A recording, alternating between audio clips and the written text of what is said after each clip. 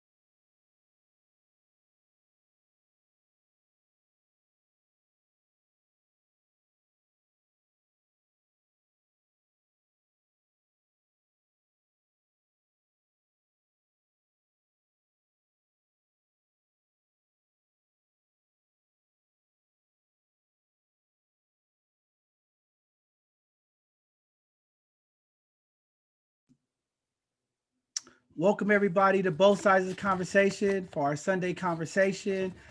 Today I am here with a large panelist of people. We're going to have an amazing conversation talking about the inequities in our school system and talking with our young people. We get to hear from our young people. We've been talking about this here at both sides of the conversation. We will have our young people involved with the conversation, and we need our community and the elders and the people of the community to listen to our young people, listen to understand, and hear them out for the things that they are dealing with. And hopefully we can come together and come up with some resources and some ways to impact our educational system, our leadership, and make sure that these kids' wishes are being fulfilled in a way that is going to empower and impact them. So with that being said, I'm going to turn the opening introduction over to Danielle. Hello, everyone, and thank you for joining us on Zoom and through our Facebook Live. Welcome to our Sunday chat. Thank you for joining us today. We gather here in this virtual space every Sunday at 2 p.m.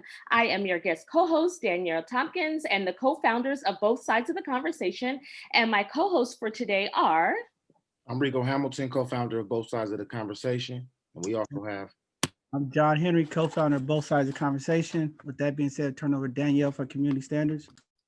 Okay, so both sides of the conversation is providing a safe and honest space for open conversation. Please be respectful of that. Be respectful of the panelists, hosts, and participants. Healthy debates and conversation are encouraged. Don't personalize anything with anyone. Name calling, bullying, trolling, or shaming will not be allowed here. Your perspective is yours. It's not a prescription. You don't have to agree, but please show respect. Creating open forum and dialogue for healing and education is what we do here.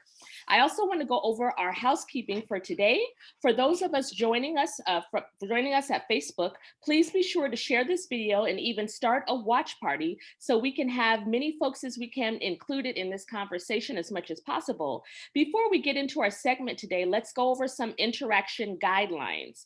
For our panelists, please be sure to have your mics muted when you are not speaking. For our audience, if you are on Zoom, you can utilize the raise hand feature or chat and let us know that you'd like to come to the panel to ask your questions. Also, if you're on Facebook Live, we will be watching the comments and ask your questions for our live panelists. If you have any, go ahead and type them there. Thank you so much. Enjoy the show. With that being said, Tashelle has a disclaimer she want to read too. Good afternoon, everyone. On today's show, students and educators will express their inequities they have experienced in the educational system. They will not use names of people or schools. We are not here to shame anyone or trigger microaggressions.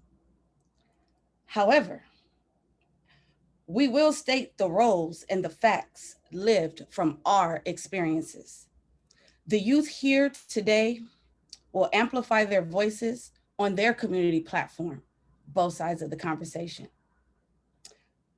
All they want to do is be heard. So today is your day to be heard worldwide. If you find anything disturbing from today's conversation, our goal was complete. Let's do something about it. The student's goal is a deliberate call to change for the educational system in order to secure their education during and after a global pandemic. Back to Danielle. Thank you so much for that, Tishelle. We have a wonderful panelist joining us today of educators and students. And I'd like to go ahead and introduce you to some of our educators today joining us. Our first educator joining us is Dr. Flowers. She is the co-founder of Equity and Social Justice. And she has a Equity and Social Justice master's degree at San Francisco State. And she began that in 2001 as a professor in the College of Education at San Francisco State University. She serves as the co-coordinator of the Adult Education Master's Degree Program, as well as Equity and Social Justice Master's Degree Program. Dr. Flowers also serves as the chair for the African Diaspora Pre-Conference of the Adult Education Research Conference. She has a strong commitment to social justice and works to ensure that equity and inclusion are maintained. Prior to joining the faculty at San Francisco State University, she served as a faculty and research associate in the communications department at Purdue University. She has taught at the University of Virginia, Howard University, and the University of the District of Columbia. Please welcome Dr. Flowers to the show. Dr. Flowers, can you say hello?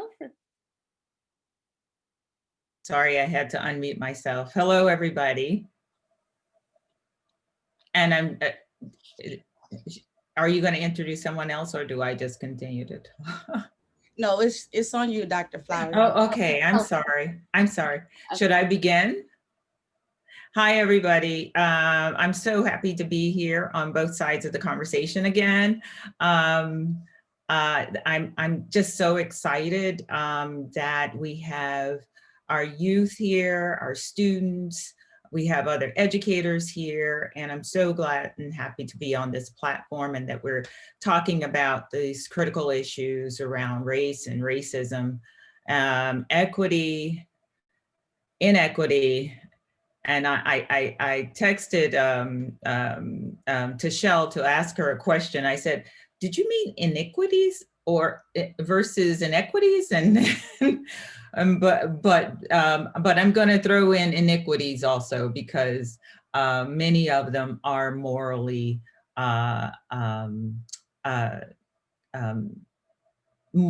many of them deal with moral inequities, and moral inequities are inequities. So which are things that should not happen to our students in school or anywhere at any time. So thank you for inviting me to be a panelist here and to share some information with you on equity and social justice. Okay. Do I have an... Thank you for that, Dr. Doris Flowers. Mm-hmm. The next panelist I'd like to introduce you to is none other than our own Miss Tishelle. Tishelle was born and raised in San Francisco, California in the Bayview Hunters Point district. She is a first-generation college student and a third-generation educator.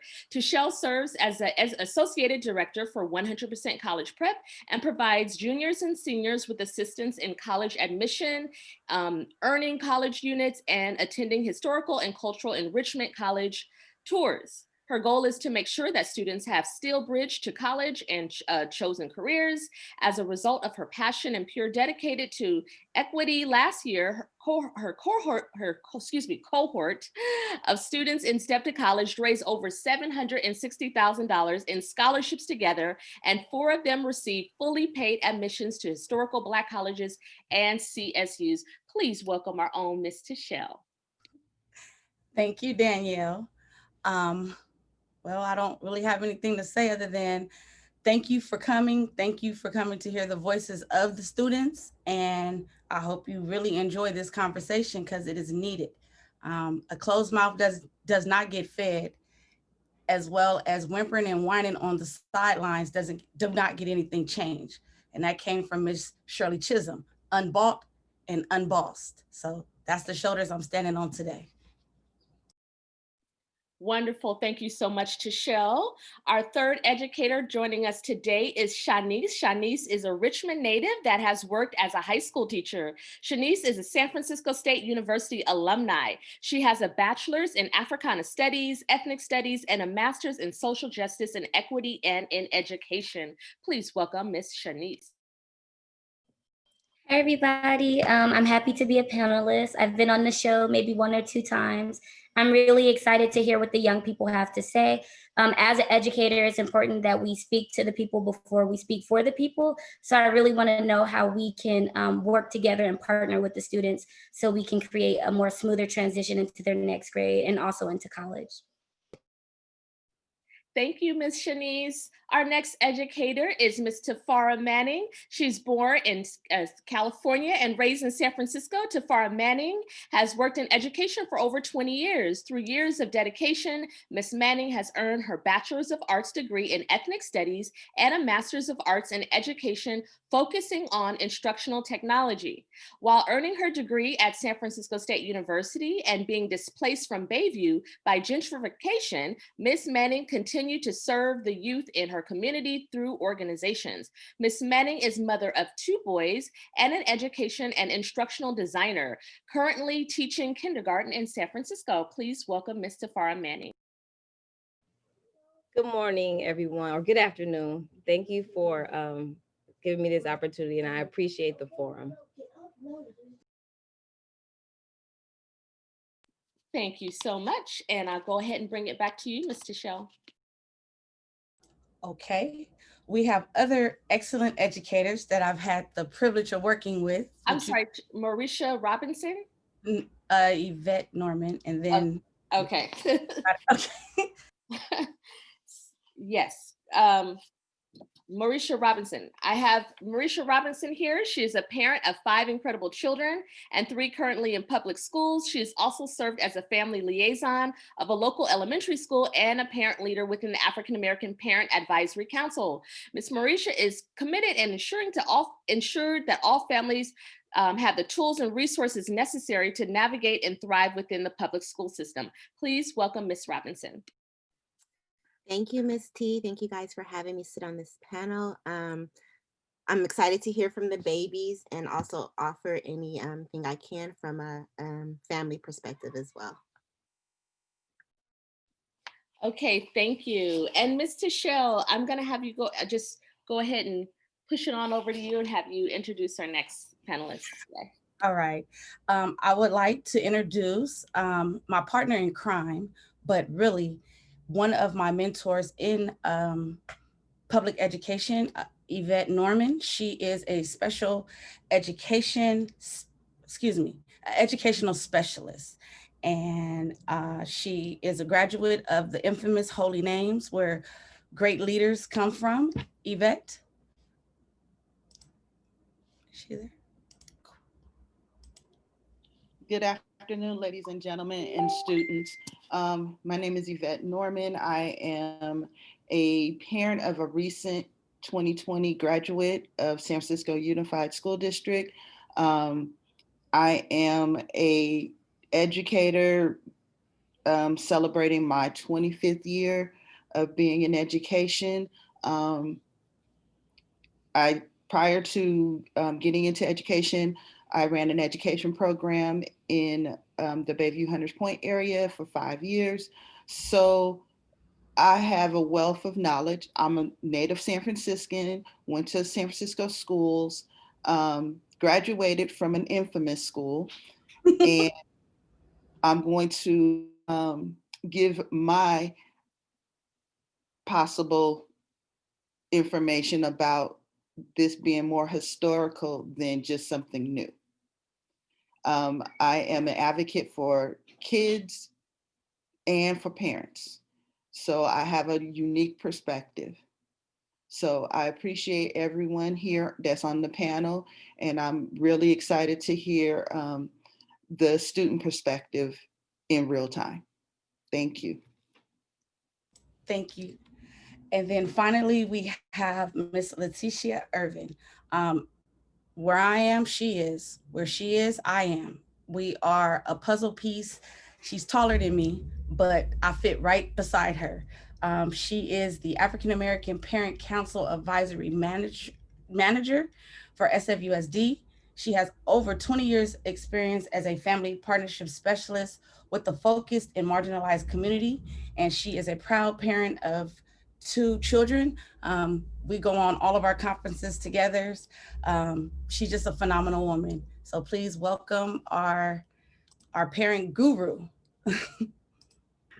I hope I live up to that, Tashelle. Greetings, everybody. Leticia Irving. Absolute pleasure to be here. I will say that my first most important role is parent. So I hope to give that perspective. I have a Black child in this district. Proudly so. I love that we were talking about where we're from. I am born and raised Bayview Hunters Point, currently live in Bayview Hunters Point. I'm very proud of that, raising children in this community, and super excited to be a part of this panel and hear from our babies. Here to give my perspective on what we can do as families, how we can make sure that our children are safe and our children are thriving in our school district. And then my perspective as a parent, because I'm going through this with you all. So pleasure to be here, and thank you. Thank you so much. And now for the people who are in charge of molding all the Black minds in San Francisco, in Bayview Hunters Point, all the way to Fillmore. We even go to the beach. I would like to introduce Deontay Burden, Shakia Rogers, and Javier Reyes. This is the A team of 100% college prep. It was just me, and behind me, that's the cohort. But I had a sidekick, and I'll introduce you to that sidekick later. But Deontay, Shakia, and Javier single-handedly cradled students during a pandemic that brought about such impact. Today, you're going to feel the force of what Black excellence is. Deontay, he comes from West Baltimore. I hope I said it right, D. He went to Morgan State. He has been a community leader in sports and education. He graduated from San Francisco State, cum laude honors. Basically what that means, the brother was bad, carried 23 units, straight A's, 40 hours, internship, and he worked at a hard to staff high school on top of a hill. And he's from Baltimore, so he don't do hills. And it was funny. He got promoted 2 years after he got his job, and he is now a male college transition coach with 100% college prep. His track record speaks for itself. The brothers in this picture, Deontay is their biggest fan, and they are in college because they had a Black role model. He also is an author. He wrote a book. Shakia was my first student ever in life that I gave a scholarship to. Ever, Danielle, ever. She was 16 years old. She was graduating from my high school. And I'm looking like, Marcus, did you see this? He's like, that's you. I said, that's me.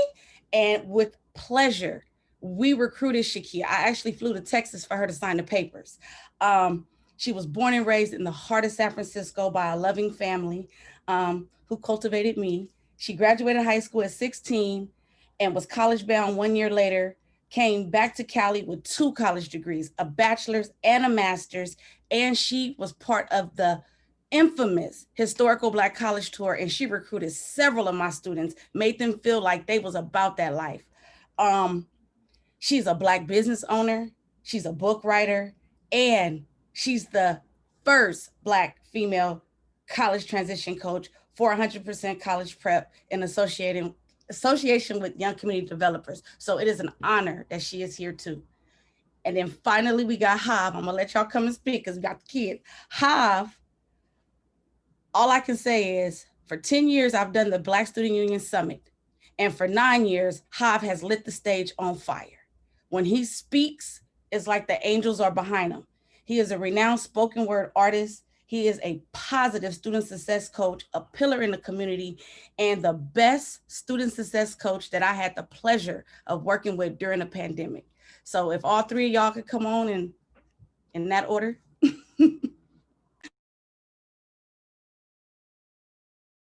Deontay. Yeah, just wanted to say thank you for the kind words. It's Baltimore, but you got it. You feel me? Much respect. But yeah, I'm just here to hear the kids speak. They know my motto is to meet deadlines is to beat deadlines. So I'm just here to hear what they got to say. And thanks for the respect. Hey everyone, I'm Shakia. Thank you, Mr. Shell, for that wonderful introduction. But I'm excited to hear what the students have to say because they are the future. They have a voice, and I'm glad that they are bold enough to do what our ancestors were kind of timid to do. So I'm proud of them. I can't wait to hear what the conversation well, I know what it's going to be about, but I can't wait to see where it goes. And yeah, I'm so happy to be a part of this panel. For sure. Thank you again to Shell for those words. I'll send you a check later. I really want to give props though to I love Deontay. I'm gonna give him props this time. I'm gonna give you some flowers, man. Shout out to DMV. To Deontay and Shakia, y'all really held it down with the transition coach stuff. I'm the inspiration guy. I'm the muse, and so my thing is, man, I got the kids to express how dope and amazing they are. That's all I really did. You know what I mean? Y'all, you were the slam dunkers. You were the Steph Curry and Klay Thompson, and so. And shout out to the young people. Y'all inspire me to really bring arts to the organization because y'all personal statements need to be known to the world. And I'm going to make sure it's my job that people know Frisco's in the house and we deliver some of the best anointed young people in the world, period. Facts. Well, let LeBron James dunk it home because you know I'm a LeBron James fan all day. So without any further ado, I'm going to introduce the students in the order of operation. I interned at 100% college prep right as I was getting my bachelor's degree. I came in just teaching Black history. I had the privilege of writing the curriculum for ethnic studies for a school district, and I came in on an emergency credential teaching ethnic studies. Our state got wind of it, and we passed this ethnic studies bill, and students are learning. In the midst of that, I had a student named Victoria Bryant, my very first, age 15, walked into my office, well, my cubicle, and she said to me, something that disturbed me and made me rethink how I wanted to teach. She said, my counselor said, I'm not good enough to go to a 4-year, so I guess I'll just go to city. I said, I guess you won't. Victoria Bryant is a graduate of a public school in San Francisco and a infamous graduate of Paul Quinn University in Texas. I was there, been there since she graduated high school. She is actually my first student to graduate from college. When she graduated, she came back to 100% after working her 9 to 5 and helped me with those students behind me. The one with her fist up, Messiah, full ride. The one sitting on the stairs, full ride. The one with the blue hat, full ride. All of them, no college debt. And that was due to Victoria and her business degree that she has. So Miss Victoria, thank you for coming on. Say hello to the world. Hello, everyone. Thank you for the wonderful introduction, and I'm excited to talk today or speak. Awesome.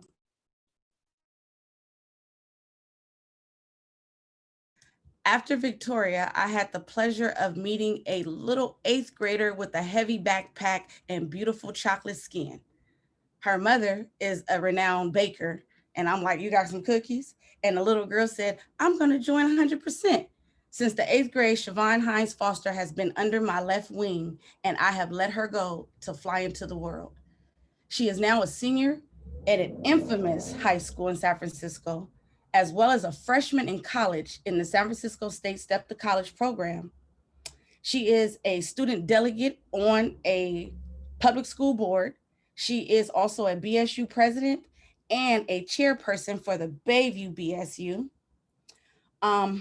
She was born and raised in Bayview, Hunters Point.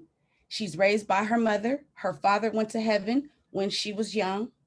She's developed a strong sense of community and a passion for leadership. Everything she does, she completes. Everything she says she's going to do, she does. Miss Siobhan, come and say hello to the world, please. Hi, everyone. Nice to meet you all. A lot of you have played a big role in my life, so nice to see you all on one Zoom call. I invited a few of the Lowell BSU members, so they're in the audience watching. So yeah, happy to hear everyone and happy to be in the conversation. Thank you. We don't have my student from Spelman, but I'm going to shout her out. Her name is Sia Blackshear. Her father designed me. Everything I am came from Marcus Blackshear and all the Black educators, but really in my blood is Marcus Blackshear. And if you know who he is, his kids don't play. I'm an honorary daughter. But she is a graduate and a former BSU president, and she's graduating from Spelman, but she was the student that held the largest student walkout protest in San Francisco based off of her experiences in school. So one of her friends will talk about that later. We also have my favorite, Jermaine. He attends a school in San Francisco, and he is an honorary student that has a wonderful perspective that he would share with us. Jermaine, say hello to the world. Hello, hi everybody. My name is Jermaine. I go to Mission High School, and I'm very excited to be here and a part of this conversation. Thank you, Jermaine. Mimi, are you here?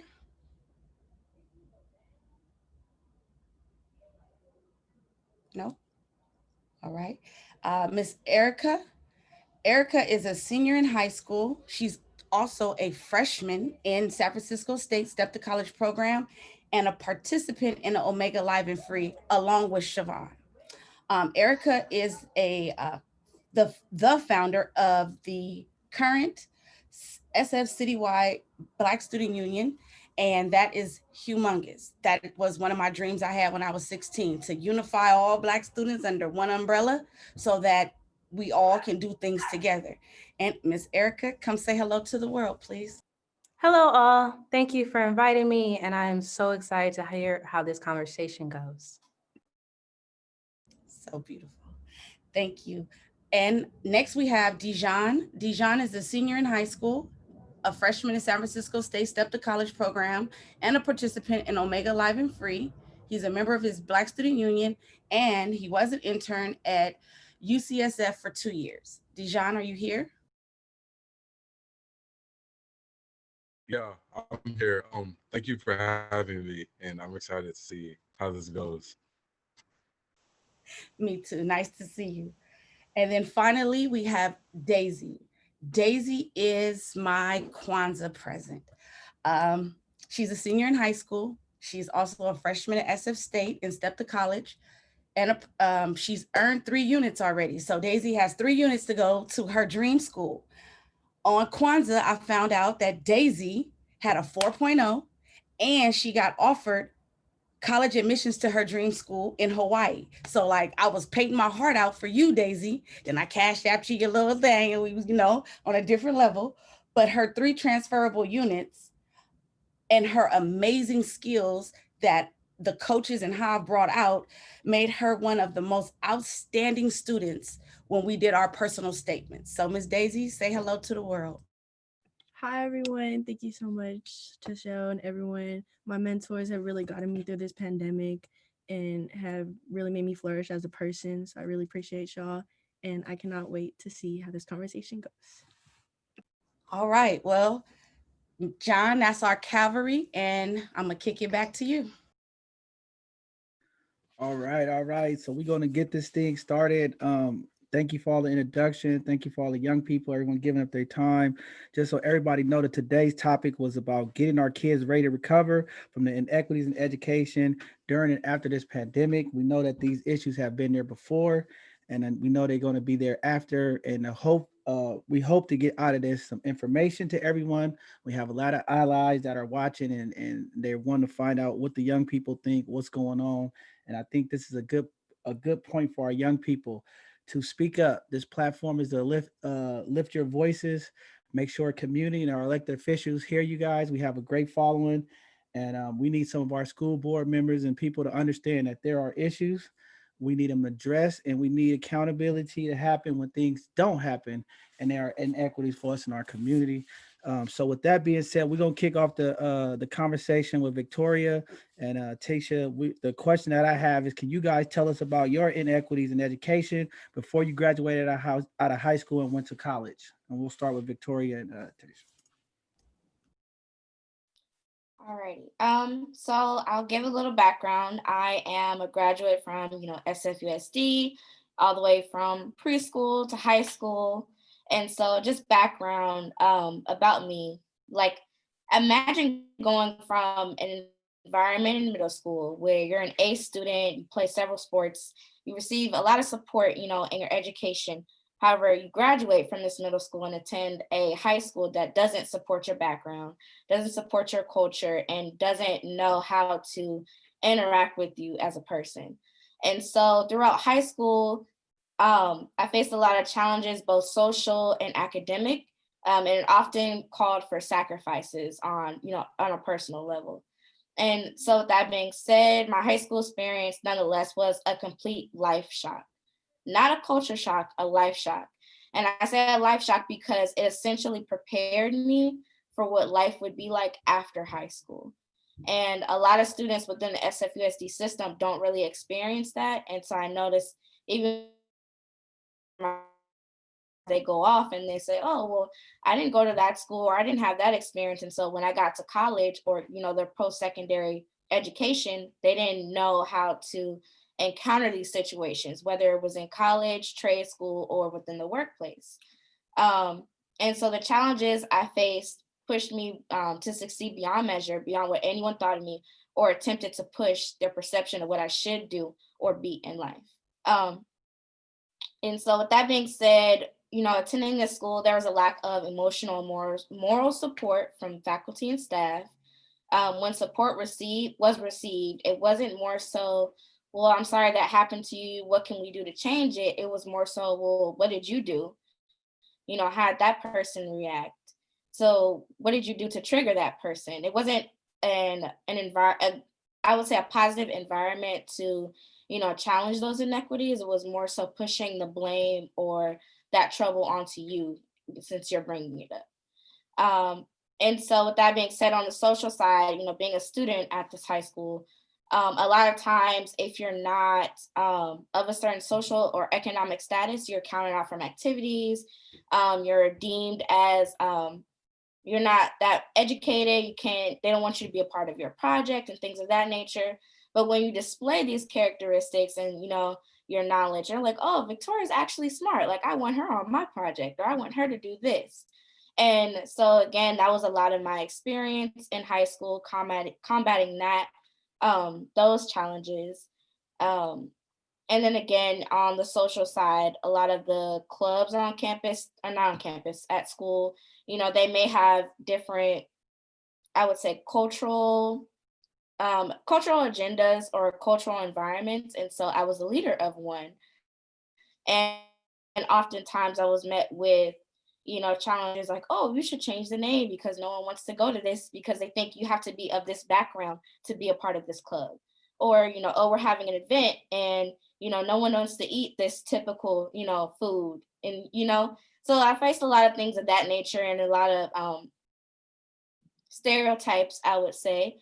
And that was a lot to unpack as a young girl entering high school. That was just freshman year. And so I continued to go on.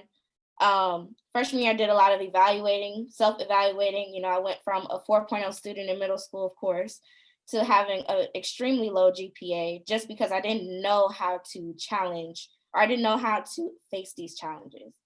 And so I did a lot of growing throughout high school, sacrificed sports, gave up those extracurricular activities, and replaced them with educational and more job focused activities. So I joined, different programs within District 10 to make sure that I had the right resources to not only complete my assignments at school, but making sure that I was preparing myself to, attend college with the least amount of debt as possible. So that being said, going throughout high school, there was a lot of technological issues. Like I didn't really have access to a laptop at home, those type of technology issues. And so going to those programs helped me combat that. And that's, again, another inequity, going to a school where most of the students, they have this at home because their parents have it and it's passed down, or they have those resources. I had to basically compete on their level of what output they had in terms of projects, homework, etc. And so, again, giving more background, on top of that, I have to wake up super early, 5:30 a.m., be out the house by 6:30, get to school by 7:30, and during an entire day of combating, those stereotypes, racism, etc., get out of school by 3:30, and then my entire evening is dedicated to doing homework and making sure that I'm basically setting up my life for success after high school, after facing all these hardships and challenges at school. And often I wouldn't get home until 8 p.m. Mind you, I'm still in high school, getting home at 8 p.m. and I still have a little bit of homework to do. So I'm finishing homework and going to bed by at least 10 o'clock. And so, yeah, I know I'm kind of talking long, so I'll wrap it up. And so again, all that hard work, I put in through high school, I got to senior year, and my counselor did something that was very disturbing. So she looked at my transcript, looked at my GPA, and said, you might as well just fill out this application to go to this community college because you're not going to a 4-year. And that sparked an entirely different motivation in me. And I took it to my after school programs and told them what my counselor said and did. And from there, I think my life changed dramatically. Like this fire sparked in me to just prove people wrong. And not only prove people wrong, but be good at what I do. Always go above and beyond my means and excel. And so that year I ended up going on an HBCU college tour. I got into almost every college on that tour. I would say like about 10 HBCUs, and I got scholarships. And so when I came back, I proved her wrong. I showed her the proof and told her that I'm not going to a 2-year. And from there, life has been great. I'm still facing challenges, but when I went off to college, they're like, oh, you're not, why would you get an F on this paper? They're looking at things I did in high school and the grades I received and comparing them to college students' work. And they're like, I don't know what was wrong with this teacher and how you got this grade, but I would have given you an A, or I would have given you a B at the least, And so that was kind of my experience and inequities I faced in high school. Thank you, Victoria. And I'm glad that you went to your after school program. What was the name of that, by the way, just for the record? There are a lot, but there are 2 specifically, college track and 100% college prep. Oh, okay. And who did you go on a college tour with? Tashelle. Oh, okay. I was just making sure. But yeah, that's what she faced. And she faced that. And so I want to bounce it to now, Siobhan. What are you going through, sweetheart? Do you relate anything that Victoria said, or can you amplify? So sorry you can't go on the tour because of COVID, but I got something in store for you. Yeah, so I can talk, me and Victoria. Can we say our high school? You can do whatever you like, but I would suggest you let people Google who you are because you're a factor now. Yeah, everybody, my information is all on social media, the websites and everything, because I'm on the Board of Education. My name's Siobhan. I go to Lowell High School. I went to the same high school as Victoria, so I can relate to a lot of the stuff she just brought up. Having to prove your worth before being socially accepted into your school. But racism in school was never a brand new topic to me going into high school. I attended Lakeshore Elementary, where I had to battle with a lot of Asian and white teachers to, again, prove my worth. A teacher tried to give me an IEP when I was in first grade, saying I had behavioral issues. On crazy hair day, we had wigs and other items that our teacher brought in the class, but she didn't let me wear them because she said my hair was too greasy. And then when my mom asked to have a sit down with the teacher, she was asking, you know, what's the issue? What problems are we having with Siobhan? But she said there are no problems. She's excelling academically. So the real question was, you know, why are we here? Why are you trying to give my daughter a IEP? So racism has always been very keen or a very big part of my education and having to battle that. Moving on to high school, towards the end of my 8th grade year, I had students who, you know, just retaliated in many different ways. I had suggested a song for our orchestra class and a girl didn't like it. So she called me a Nigger. So, you know, it was a lot of ongoing stuff that continued and prepared me for the biggest beast of all, which was Lowell. Entering into Lowell, I had a lot of different issues ongoing from freshman year to now senior year. Um, I was working on a project with a few different students for a rally that our school was having the next day. And during a song, a hip hop song, a rap song, a boy kept saying, you know, N-word, hard R, N-word, hard R repeatedly. And I said, you know, what's up with that? You know, he was like, oh, I don't care. You're a N-word, right? And when bringing it to administration, they basically had the boy write an essay. So there's a lot of stuff that gets swept under the rug. And it not only happens with student to student interactions, it also happens with teacher to student interactions.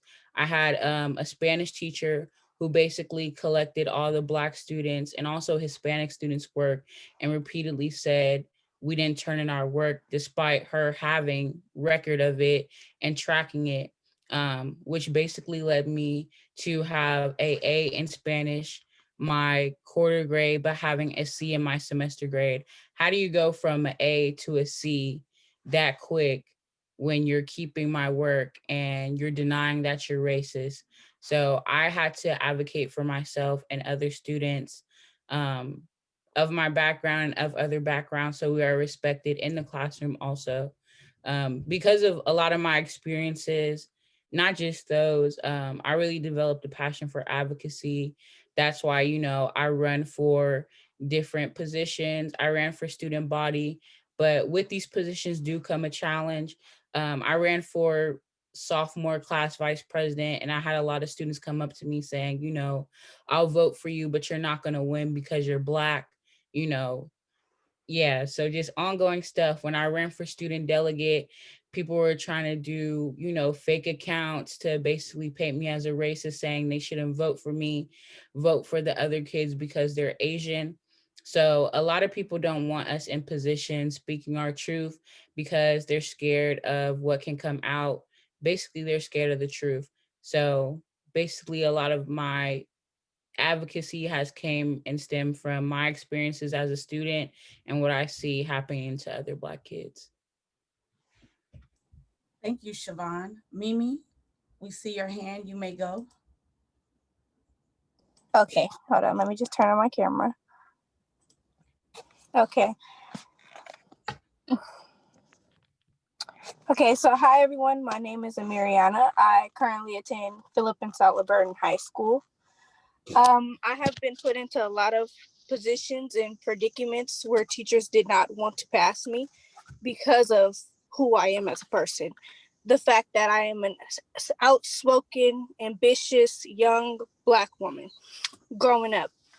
A lot of my teachers felt that even though I fall suit to do the work, participate, interact with the class, that I wasn't suitable enough to get an A because of who I am.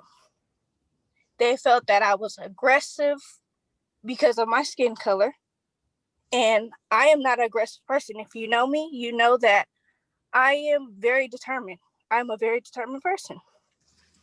And with the help of 100%, They have helped me a lot. They have helped me complete my transcripts when my school didn't put anything on my transcript. They get certain errors. There were a lot of errors that Tashelle had to go over and speak with the board about my transcript because my school felt they weren't entitled to help me gain certain credits. When I dedicated summer school, night school, I did everything that I needed to do to fix my ninth grade year. And they felt that as if they didn't want to fix it.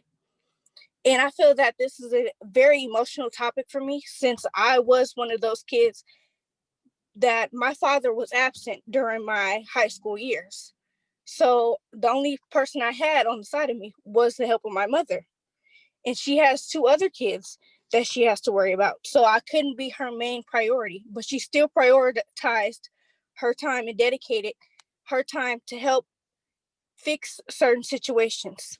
She came up to the school, she talked to the teachers.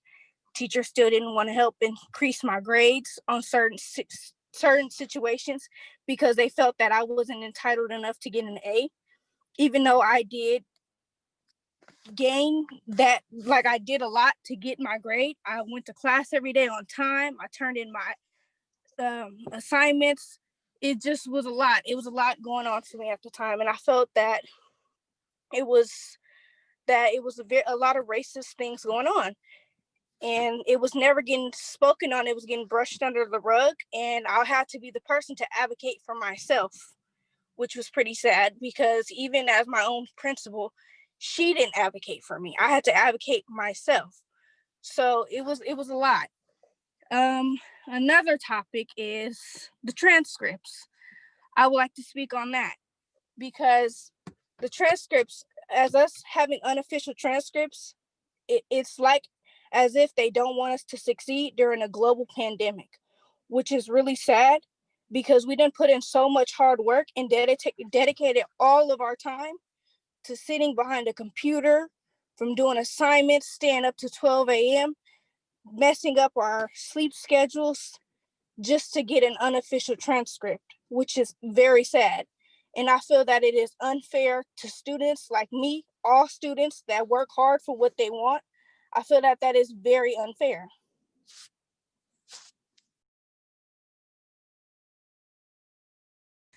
Thank you, Mimi. Jermaine, are you there? Yes, I'm here. Can you come Hi, in? everybody. Can you come in and give your perspective on how's it going for you during the pandemic?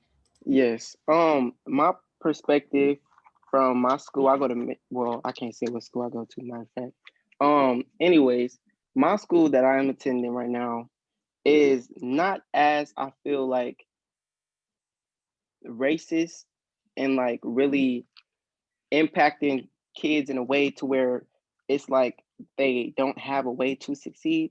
But I feel like it's a lot of errors and things that the school board can do to improve the academic status at my school that I go to. As far as I would say, my biggest problem right now is doing night school in a global pandemic where you already have 7 classes at the school that I attend. So being that I guess I didn't get like some type of credits or some mishap that I had PE credits that I needed to retake, even though I was in the class every day doing my hard work. And you know, JRTC is like a proud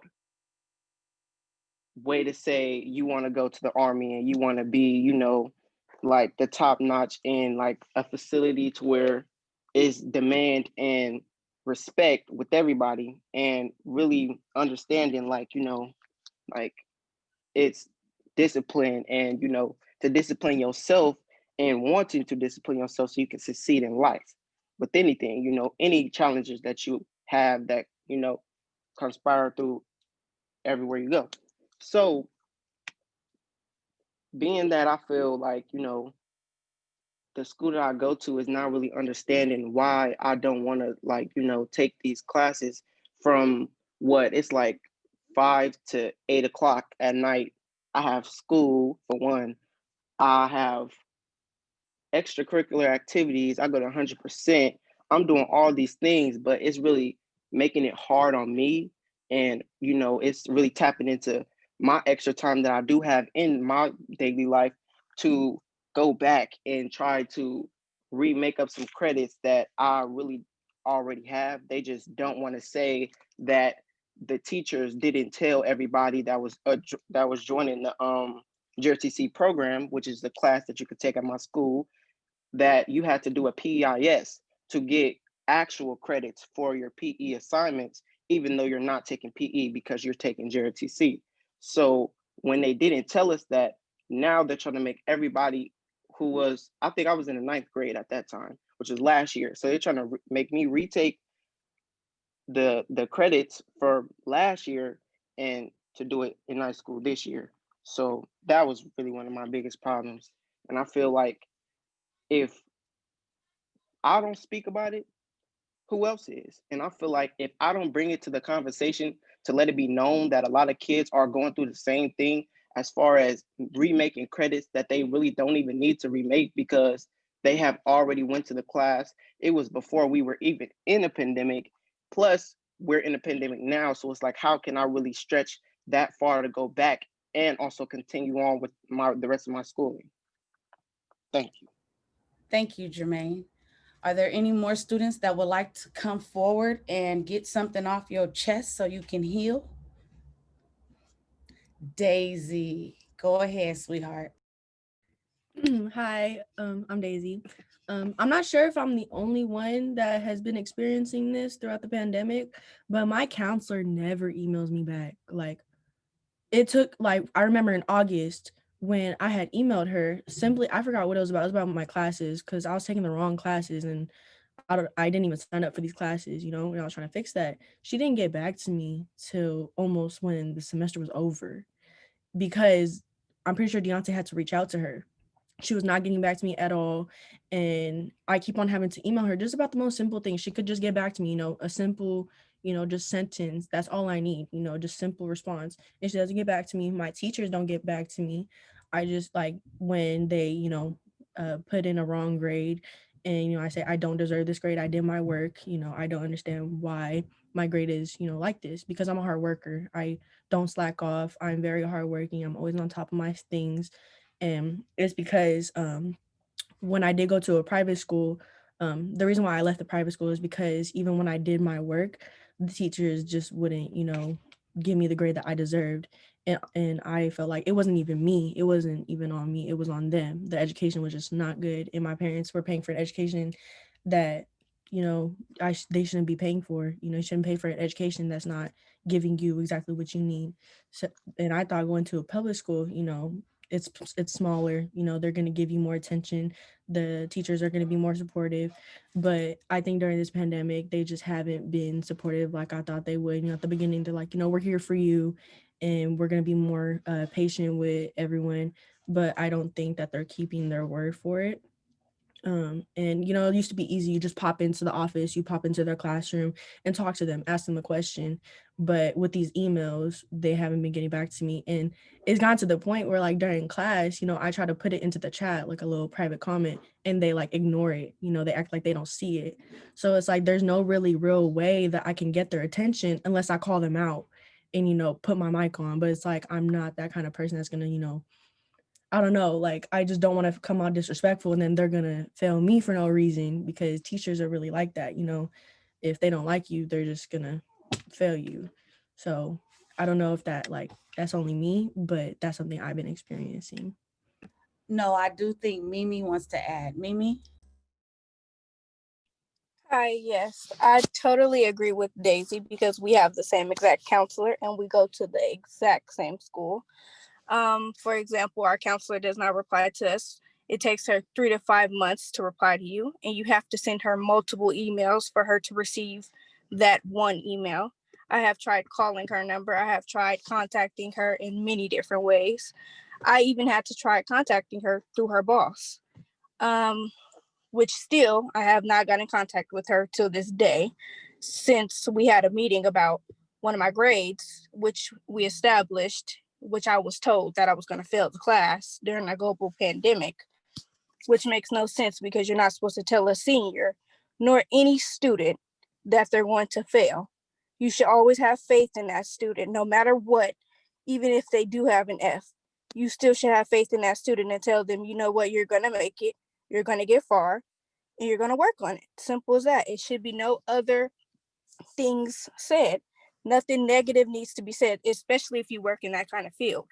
I feel that you should not tell a student any type of negative information, even if you got to nip it in the butt. You still should not have to tell a student no type of negative information, because it is, at the end of the day, your job to help that student strive for greatness. So I totally agree with Daisy on that one. Thank you. Jermaine? Yes, I just really wanted to add something to y'all topic of the conversation. I feel that it is outstanding how SFUSD really allows only one counselor for every grade in high school. And I feel like, honestly, that is the biggest problem with getting the extra contact with your counselor, because it's only one counselor per grade. And throughout all of high school, it's always going to be like that with every school. I have not seen one school where there was more than one counselor supporting all the kids. And I feel like it needs to be something that we can do to where SFUSD is notified about this and can, like, I guess, get some type of I'll just say understanding, and can fix this problem, because it is really like a lot of things that people don't know. Like I go to a school where, well, the kid wasn't African American descent, but he committed suicide. And I just want to bring this up because people don't really know what people are going through, and counselors are really supposed to be there to support the kids no matter what. Like, no matter if they're going through things at home, no matter if they're going through academic struggles, like, regardless, the counselor is supposed to be the support beyond the teachers in the school environment. And I think that, we can figure something out to where it can be fixed. Thank you, Jermaine. Dijon, just unmute yourself. Okay, wait, you can, right? Yes. Yes, I can hear you. Okay. So for me, I would say like going into high school was kind of tough because my head was just all over the place. Like when I first went in, so it was kind of hard for me to like settle into that whole environment. And I feel like I already came in with like I had this mindset going in that it was going to be something that it wasn't. So that just caused me to get like in this deeper hole. And then I feel like I quickly got like characterized by the students at my school, and I kind of was like seen as this like class clown, kind of like the stereotypical like black kid. And even though I shouldn't, I kind of just like played into those stereotypes, like, and I kind of lasted for like my ninth and 10th grade year. And yeah, I really just didn't feel good about it. And I always knew like I could do more with myself, but I was just playing to those stereotypes. And then in my junior year, I kind of like knew like this is go time and I got to step up. And like I didn't really have no one to like depend on or tell me like you got to get on your stuff. So I kind of had to rely on myself. So my junior year, I was like, all right, I'm gonna get on my stuff. So I started to take like honors classes, and I started to put myself out there, like get internships, jobs, all that. Started to do that, and then I kind of started to see some change in myself. And then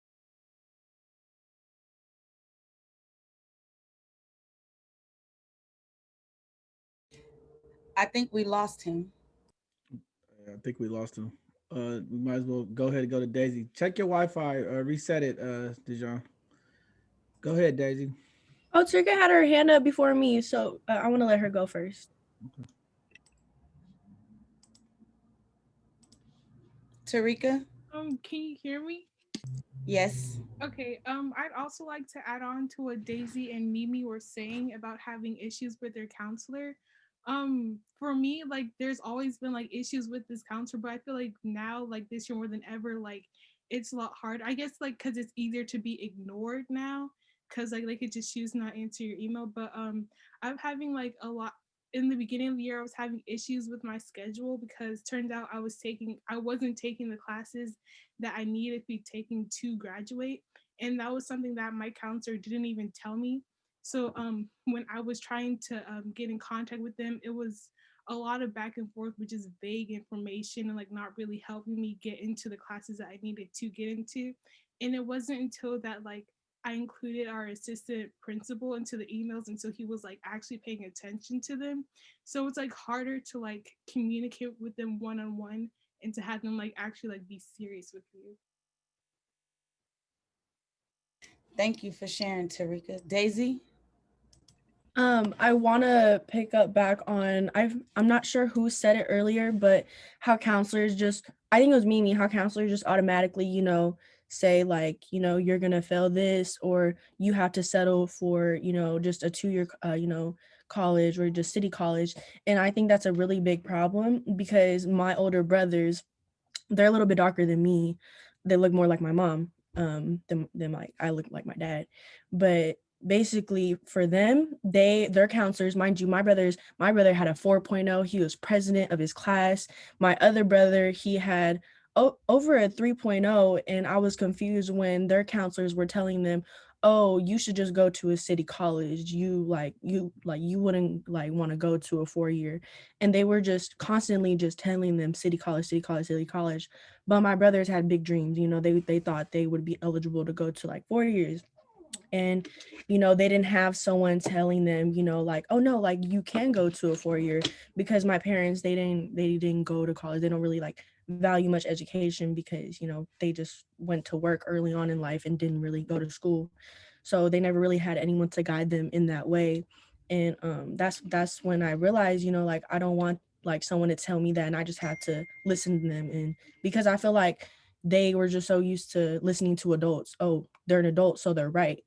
But that also helped me in the process, because when my counselor told me that I should just go to city college and then transfer to a 4-year, I didn't want to do that. I had bigger expectations for myself.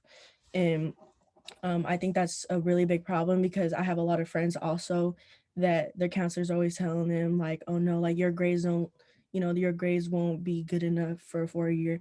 If I didn't go to 100%, I wouldn't have knew that I can go to a 4-year. They lifted me up and told me that I'm allowed to do all these great things when my counselor was telling me the complete opposite. And it feels like it sucks because I wouldn't have realized my worth academically if, I didn't have these amazing mentors to guide me.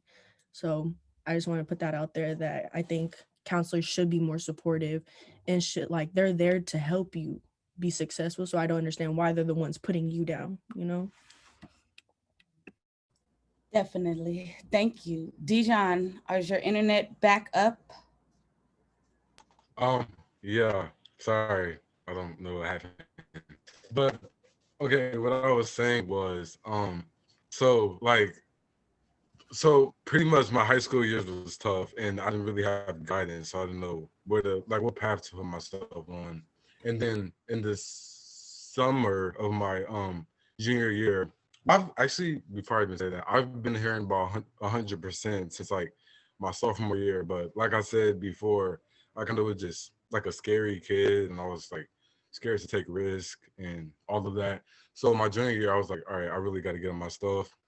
So I enrolled in 100%, and then I immediately like felt comfort and like just really supported. Like the first time I ever talked to Shell, she's like, "Yeah, like we're gonna get you to college," and it's like not something I really heard before. Like, and I didn't really feel too confident in myself. So right there, I'm like, okay, it's time. Like I'm about to do what I gotta do, and then like I really started to challenge myself, and like I put myself out there. I like really just started to use myself to my highest potential. And like even now, like I have a 4.3 GPA, and like even somebody who said earlier, like people was doubting them and telling them how they won't be good enough to apply to certain schools. And I was told some of the same things, but like now me choosing not to limit myself and always choosing to want the best for myself, like not meant to attend colleges and counting,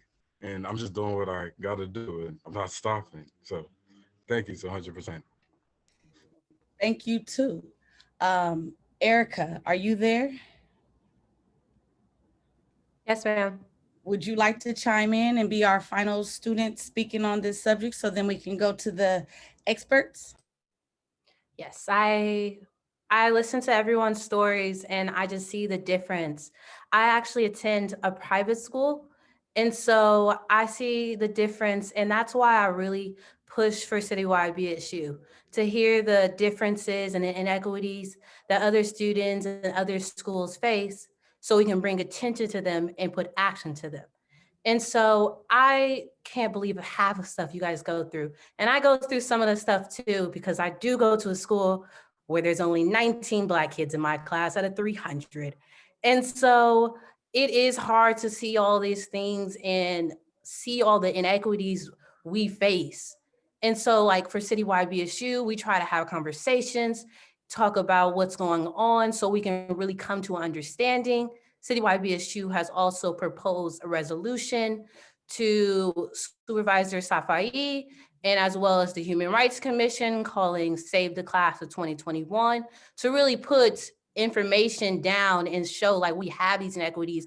And as government people and as adults, you guys should change it since we can only do so much as children. We really can't handle financing and we can't do any budgets. And so we're bringing this to you and we're really showing you we need help and we need you to kind of save and help us throughout all these different things. No school should be able to do one thing and the other school shouldn't be. We need you all on the same playing field. And so I really saw that and I really believe like if we all work together, we can really say we're not taking any of this anymore. We don't want to do this and we want to come to the same playing field so no counselor can say no. So no school can be to hide and blind someone else and say that doesn't happen at their school. Because we really need to just come together and just be we are Black people and we're Black students and we deserve the best because we are Black excellence. Powerful, powerful. Before we jump into it, Rico, you want to jump in there with something for the young people before we turn it over? Of course, of course, of course. I'm Rico Hamilton, co-founder of Both Sides of the Conversation, and also I am a parent of four amazing babies inside the San Francisco Unified School District. So everything that all the students have said as a parent, I can attest to. I know about the inequities that happen. Luckily, I am a father who is very diligent and very consistent as it relates to my children's education. Basically, I don't play. So I'll be up at the school talking smack, doing whatever I got to do to make sure that and showing my children that I 100% have their back. I did have a question as it relates to inequities um, because I do have a student or my son, he plays sports. And I know that San Francisco and a lot of the schools up north really don't have any good sports programs as it relates to other schools down south, Southern California, or even in the South. And we know that our children are very artistic um, with poetry. I mean, I can give a whole list of things that our children are very artistic in, and sometimes that is an outlet to use as an incentive to get them to keep and maintain great grades.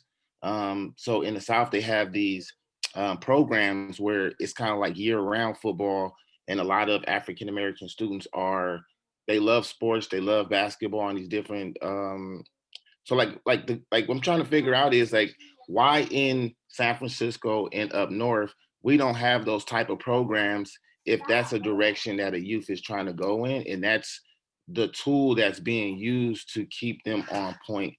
And that's towards the since we are transitioning to the educators, I would like to know that because I think that a lot of African American young men love sports, and sports is only for a semester, right? So they get good grades, and you know, I've been a coach, so they get good grades. And I'm not saying that, you know, sports is for all kids. I'm not saying nothing like that. I'm just saying it has been used as a tool to keep and help kids maintain grades. But if a kid want to be a football player, why we're not pushing that, and why we're not saying, hey, look, how do we create great programs where our youth are actually able to do this and use this throughout the year to maintain and keep those grades? Because I know the young kid who goes to Mission, my son goes to Mission also.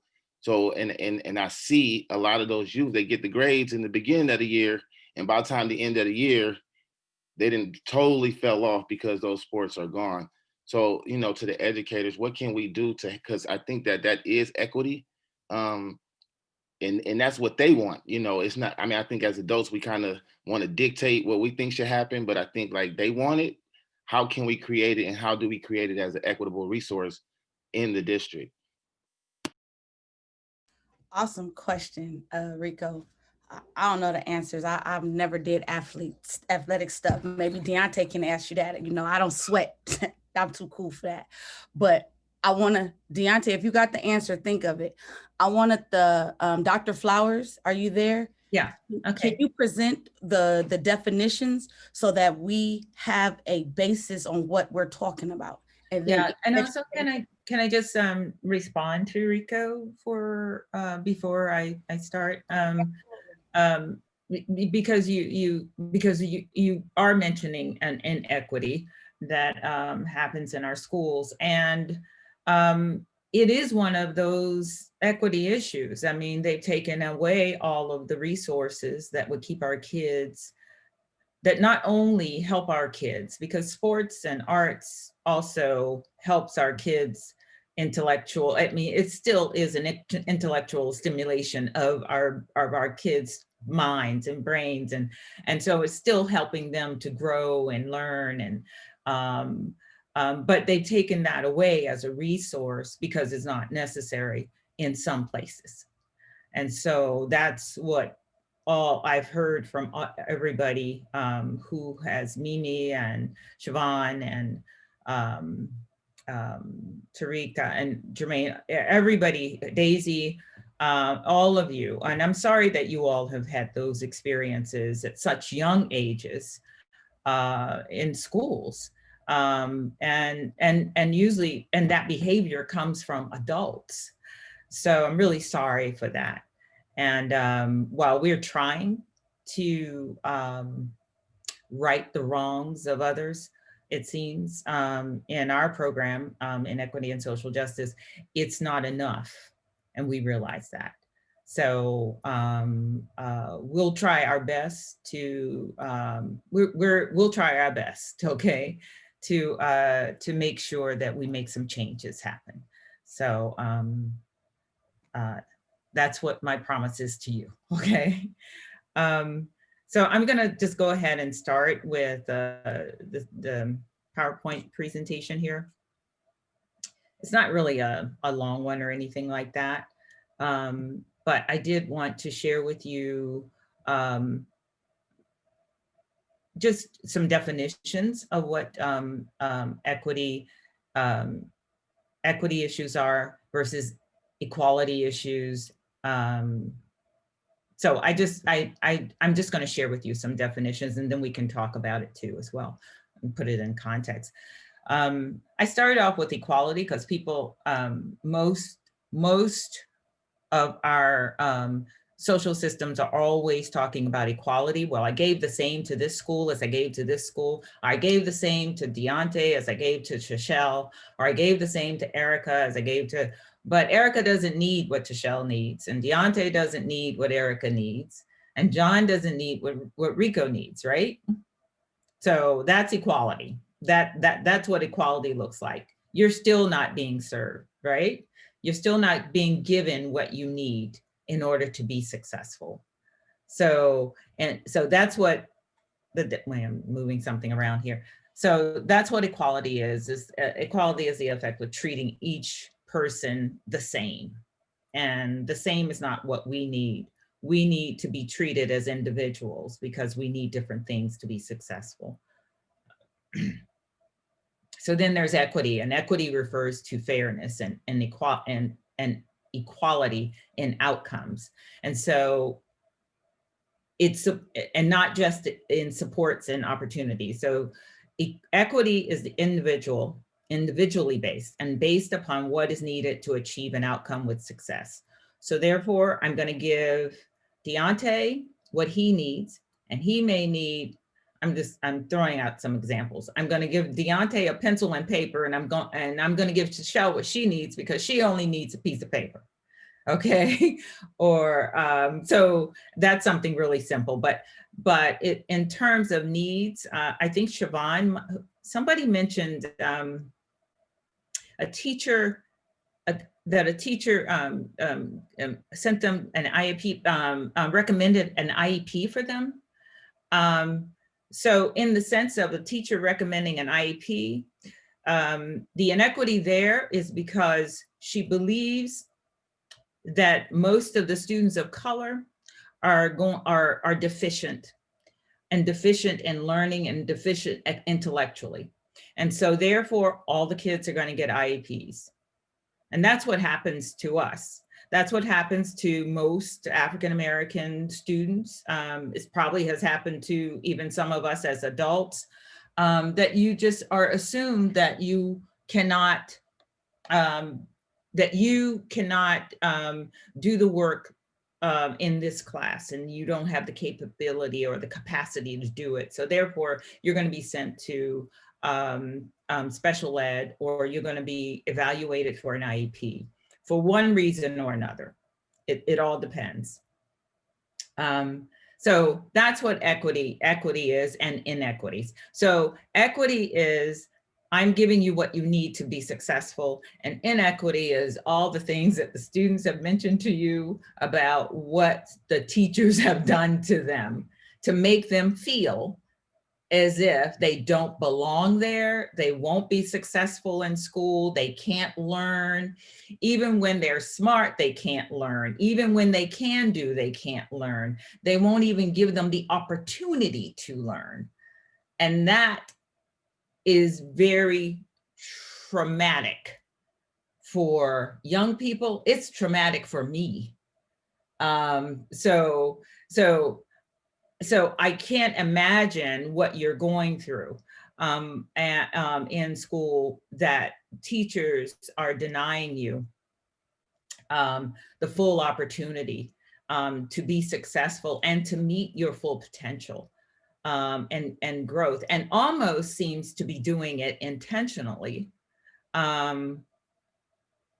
But because I don't know them personally, I won't say that they are, but almost seems to be doing it intentionally. And I'm sure you can speak to that as well.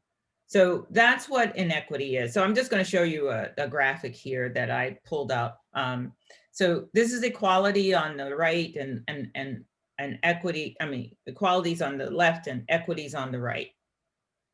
And so equality just means everybody gets the same. They get the same little step stool to look over the fence.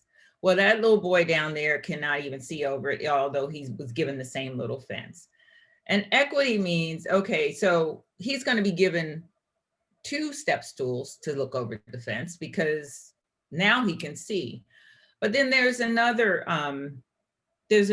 picture that I think should go here, because I think that you should be given, there should not be a fence.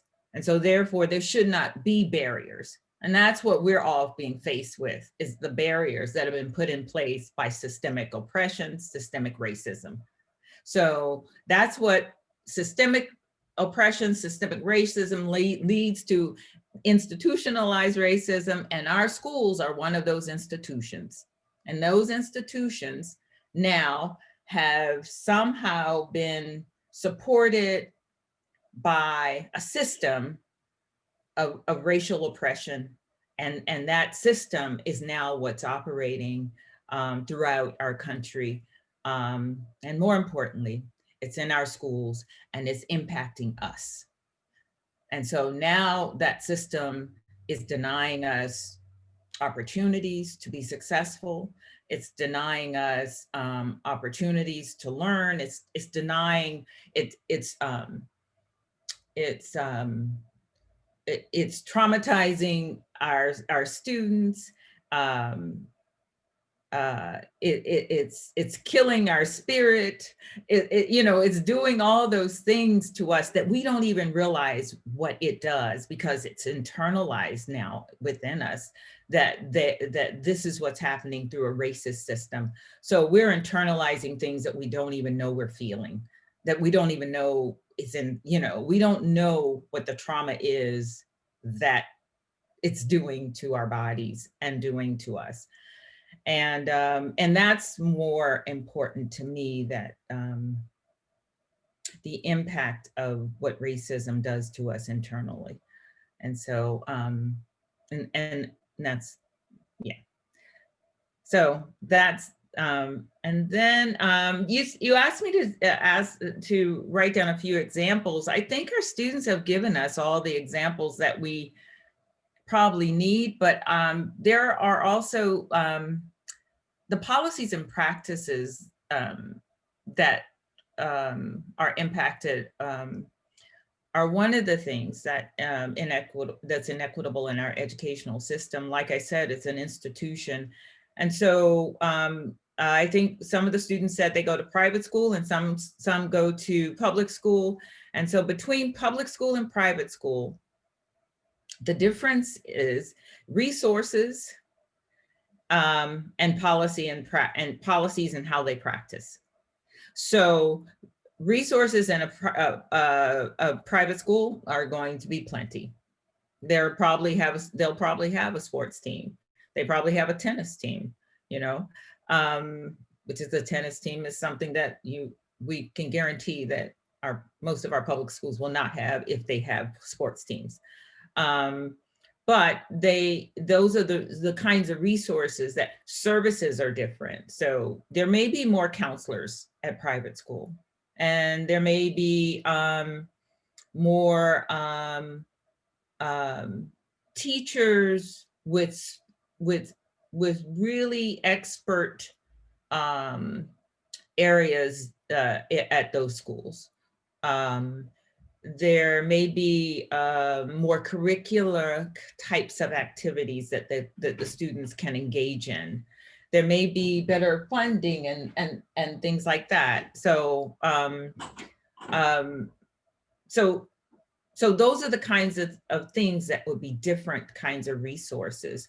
The students will probably have more opportunities at those schools as well. Now, I'm not saying that they won't have some experiences that some teachers, that still teachers, because teachers are human beings, and human beings are the ones that usually are in the result of the experiences that you're feeling, if you're feeling as if they're exhibiting racist attitudes towards you. So those teachers' experiences bring in the racism. Okay. Geographic locations I mentioned are different. I think one of the students said she traveled quite a distance to get to school, therefore she has to leave very early in the morning, and that's because she wants to be at a different type of school. She wants to be, and not that she wants to be, but she is at a different school. And so because that school has probably increased resources, they usually send you outside of your community. And to get outside of your community, most times we have to catch public transportation, which means we have to get up very early to get on public transportation, to get there early and that kind of thing. So therefore that impacts our students as well. That's an inequity, because the other students who live down the street from the school just come and they've had a breakfast and they're bright and cheery in the morning. And you, by the time you get there, are tired. So, I can give you an example just for myself. I commute a long way. And by the time I get to school, I don't want anybody to say anything to me. So I don't even want them to say good morning most times. It's like, okay. But so all of those things are inequitable. Staffing differences, teachers, most times in public schools, The students can tell me this again, but most times in public schools, and because I work in the College of Education, I can tell you that most of our teachers who are being prepared to be credentialed teachers are predominantly white female. So there you have it. And so that's what's probably in your classrooms, white female. There are many other inequities that happen in schools and are in schools. I'd be happy to talk more about it and share with you more. I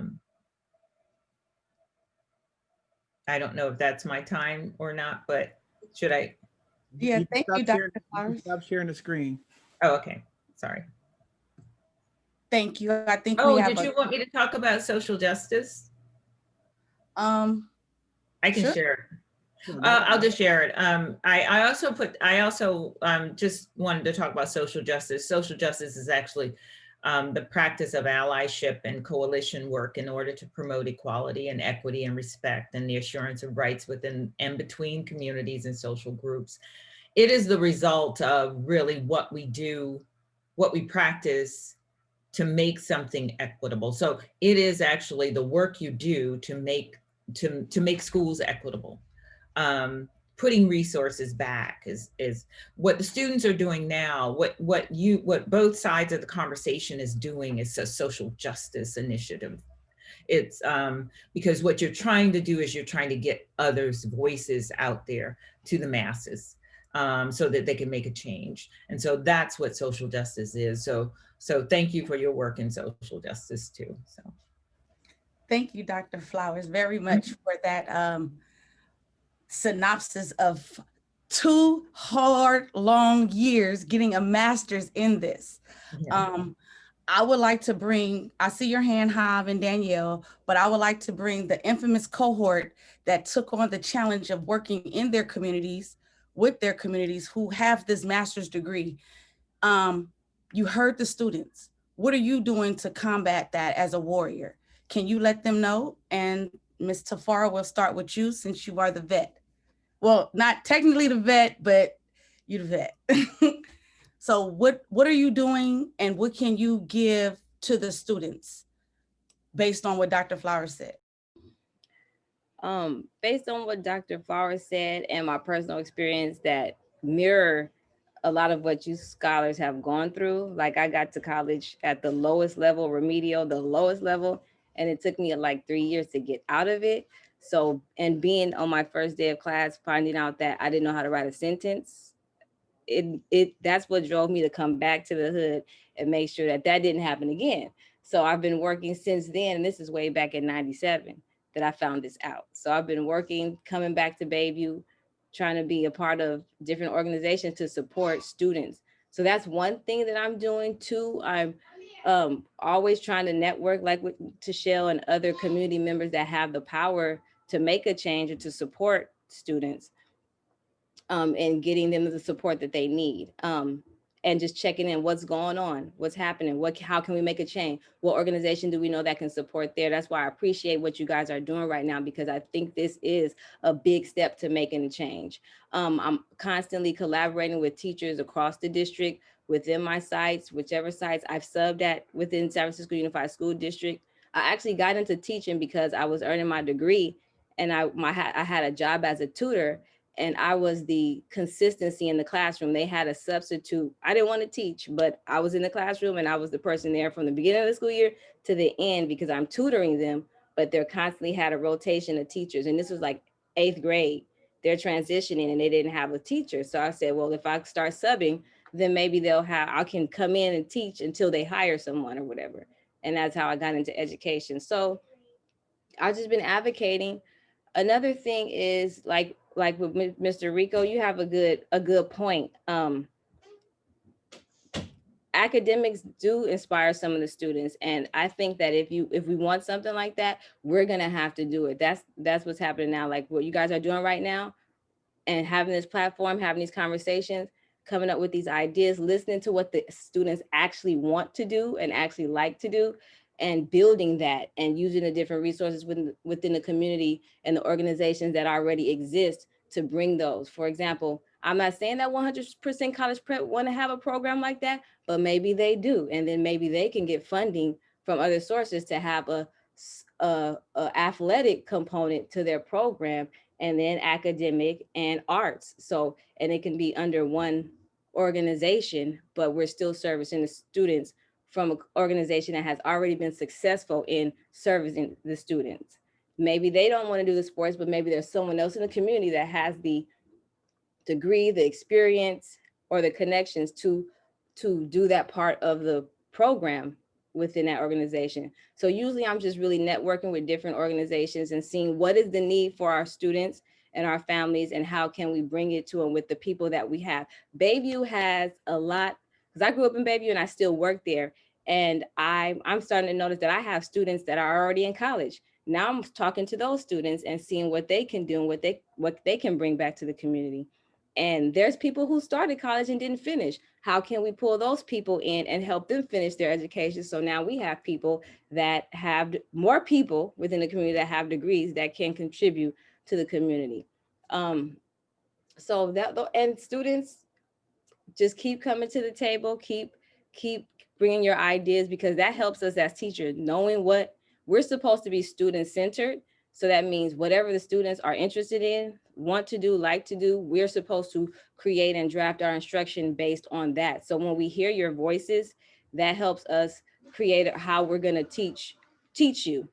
And one last thing is community members, we have to pull in the parents and students. I know sometimes it's hard because I can relate that my mom had a lot of children, and I didn't bring a lot of stuff to her because I knew she had other things to deal with, right? She's working, she's building a family. I have to do it on my own, but bring it to your parents. And if you have issues, like if they're not available, come to your community organizations like Tashelle and all the other people here, and then maybe we can support them, because we actually need the parents to come to the table. There's only so many things that we can do as educators because we're within the system, right? So we still do what we can while we're there, but then we also need the parents' voices. And a lot of times in our communities, our parents, since they don't have access or they don't understand the system, they're not lending their voices and saying, this is what I want for my student or for my child's school. And sometimes they're not present. So helping your parents be present, helping us to help your parents be present and getting the community involved, I think is what's going to help make the change. And so whatever you guys need, I'm okay. Just let me know. Thank you, Tafara. Go ahead, How. Before you go, How, I just want to say I think that's very powerful, and that's why we want our young people to understand the power of this media, right? Because being able to do things remotely on Zoom right now and being able to be effective to get community together. And we want to uplift and amplify you guys' voice and get behind you and get the community behind, because it's going to take us as community to really go after the change. We can't sit back and wait for these elected people and these board members to make the change we need for our young people. And that's why I appreciate the young people here. Speak up, say what you need. And as we continue to build our community, team of people who are going to go around and deal with some of this accountability and support for our community. We're going to keep pushing forward for that, and it's not going to stop. This is just a start, and we're going to keep pushing that here at both sides of the conversation. So, with that being said, Javier, Danielle, and then Danielle. Cool. I just, real quick, I just wanted to respond to Rico's point about the arts. And I definitely agree with the sports, and I think Deontay is going to handle that. I truly believe, before I even go into the solution part, the reason why we don't have arts in the schools because I think they'd rather offer it in jail first. I've been working in YGC since 2002, doing a theater training program, and that program does not exist outside. But it's, I go to all these juvenile halls. It's like, oh, all these amazing arts programs. And I'm like, why is this not in the school? Why is it that it's always introduced when you've already, took some money off the top from them being here, and no, now you want to introduce this stuff. And so being in Step to Cause with Tashelle and the young people, and just hearing them. And again, I want to give all the flowers to Daisy as one of those first ones who stood up and said, look, I want to write my personal statement in poetry form. I want to get the structure, but I want to express what I've been through poetry.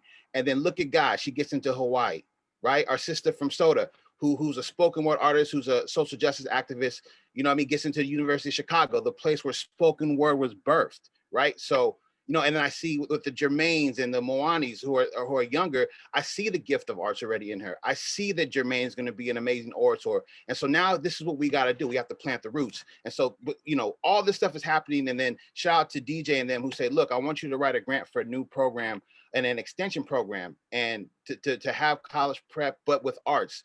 And so we said, hey, we got an opportunity to write this grant and get some donations for a program that incorporates arts, financial literacy, and entrepreneurship for these young people, going to start in the fall. Because I think every community, not only with the need of 100%, needs a great community center that teaches art. And we know the positive effect that arts gives, but we also need to teach our babies about financial literacy. It isn't that you just go to college and like, yeah, I'm cool. Like as soon as you get on college, they're going to ask you, do you want this credit card? They're not going to tell you about the 28% interest rate on the back of it, right? Our kids are so amazing. The talents they have right now, they can learn how to monetize it and create micro businesses. We need to teach them now. Like, as much as I think the advocacy needs to happen inside the school, we're going to take authority of Bayview being the first cultural arts district, African-American arts district, and say, man, we're going to throw up our own programs for our kids. We're not going to wait for our schools to hire the best arts educators that we know are here, that are lingering around, waiting to be put to work, waiting to just impart this amazing wisdom into these young people for you to hire them and make a program in a room. No, we're gonna do it. We're gonna create our own Saturday school and drop all this amazing gem on these young people and give them the leadership and the authority to run it themselves. So I say this, that these young people in this chat inspired this movement that's about to happen right now. We are gonna create a hub for artists in the Bayview, for them to run it and get avenues of non-traditional ways to get into the arts through college. And shout out to Deontay and Shakia. Like our coaches are artists. Established, we got authors, we got poets. The DNA is already mixed in with college preparatory. When you go to college, one of the littest things you want to do besides going to shows is go to an open mic. Go to something cultural, be around your people. And so we're going to give them that chance before they go to college. So when they go to school, they're already going to know what the culture is. They're going to bring culture. They're going to bring the flavor of 94124 that, man, we are going to have places for them forever. San Francisco has blessed me with arts, has blessed me with education. And I can't sleep at night to know that there's not an open mic for young people in my city. There isn't a safe place for them to go on Friday night to express themselves and be with young people. It's unacceptable. And so I thank y'all young people for putting the battery in my back to say, Hav, do your job and leave something for them so they can inherit and run with it. I'm out. And Hav, hopefully we can get together after this, time of doing all this stuff that we have going on, and we can set up this open mic forum for these young people on Fridays, because I think it is important. And I support you, and I know your passion behind the arts, and I know Rico's a big believer of the arts, and especially with our mental health. So looking forward. Let's get that thing going. Danielle and then Leticia, and then we're going to talk about this issue, this disgusting acts that happened at Lowell High School. We're not going to get past that. And if we run over a couple of minutes, that's fine.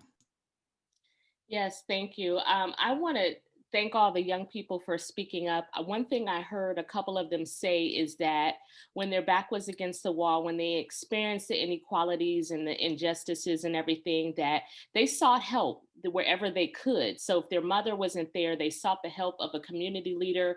Thank you for the programs like 100% College Prep. Another young sister, Erica, talked about making the citywide BSU. So thank you for young people for connecting and pulling your resources together.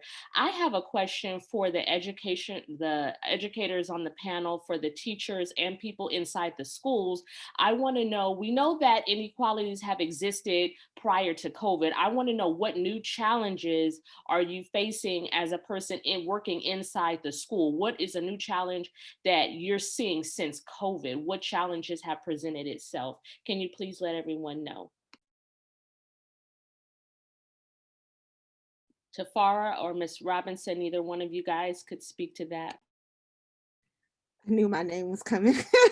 I think there's nothing new that I've actually seen since COVID has come. I think the challenges that existed prior to COVID are just now out and in a front light and in a spotlight, and actually are getting some attention. The inequities in technology the inequities in food and health. So all those things are coming to the forefront. I am a family liaison at my school site. So I've remained directly connected to my families this whole time since the day we left in March. My families have been on my cell phone. And all of the things that they were dealing with before COVID came, they're still dealing with it. The impact of it, yes, may be different because they may have lost some family members. There may be some indirect fear because this virus is out there and it's real, and how are we handling it? And then there's also just the ability to reassure families that their babies are getting the education that they need and that they deserve, and that that they can do it, right? Because families are babies' first teachers, and they hold that power and that knowledge in them. So just reassuring them and letting them know, when you told him to measure that cup of milk for the cake that evening, that was math, baby. So your baby's doing this every day, and just letting them know how they can relate what's happening during the school day to how it's happening at home. But I haven't seen really too many different challenges. And that may just be for my particular site, but in my experience where I'm at, it's the same old, same old. So we keep pushing and chugging along. We a tight village. So we're gonna get through it. Thank you. Letitia? Oh, it was so hard holding it all in. So I just wrote it. So I'm gonna go. I want to just acknowledge and call it out that this is our very first pandemic. We've never done this before. No one's ever been here before. And so those are some of the challenges, is that we're figuring it out as we go within SFUSD, within our communities and in our families. And I think that that's fair for us to acknowledge. It doesn't mean that these injustices and things that we've seen didn't exist before, but this is our first time of dealing with that, plus dealing with the pandemic. So it isn't easy. And as much as as a parent,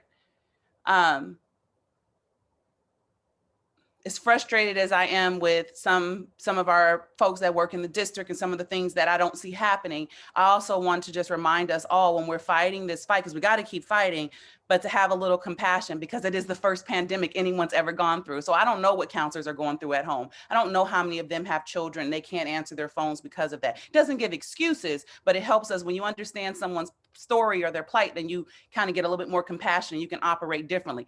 I'm not saying don't hold folks accountable, because I think that we have to do that. And so when our students said, then you follow the proper protocol. I did what I was supposed to do. I sent those emails in. I asked for assistance. I reached out. I didn't get someone to call back. Now I'm going to tag your boss on it. Oh, didn't get somebody to help me then. Now I'm going to bring in APAC, or now I'm going to bring in whomever. We got to do that. Sometimes you got to jump protocol, but I still just want to remind us that we have to have a little grace and compassion. When I said we're navigating this system and it's exhausting, the educational system is flawed and it is doing exactly what it's designed to do. You all know that. It always has. But there's a set of things that have always gotten us through oppressive systems, and it's called cultural capital. In the field of sociology, cultural capital is the social assets that we all have, or that people have. It's our innate and historical wealth that just, we always think about wealth in terms of monetary form, but that's not the wealth we have. That's a bonus. Our wealth comes from our our cultural capital, and it's produced and it's shown by what you see on this panel. Look at this panel. When we're sharing and how we're helping one another, that's cultural capital in action. So for those who aren't familiar with it, I want to just list the 6 forms of cultural capital, because I want us to see our wealth. I think that's so important. We start seeing the deficit in what isn't working, what's not happening for our families, but there are things that are working and for our students. So aspirational, linguistic, familial, social, navigational, and resistance.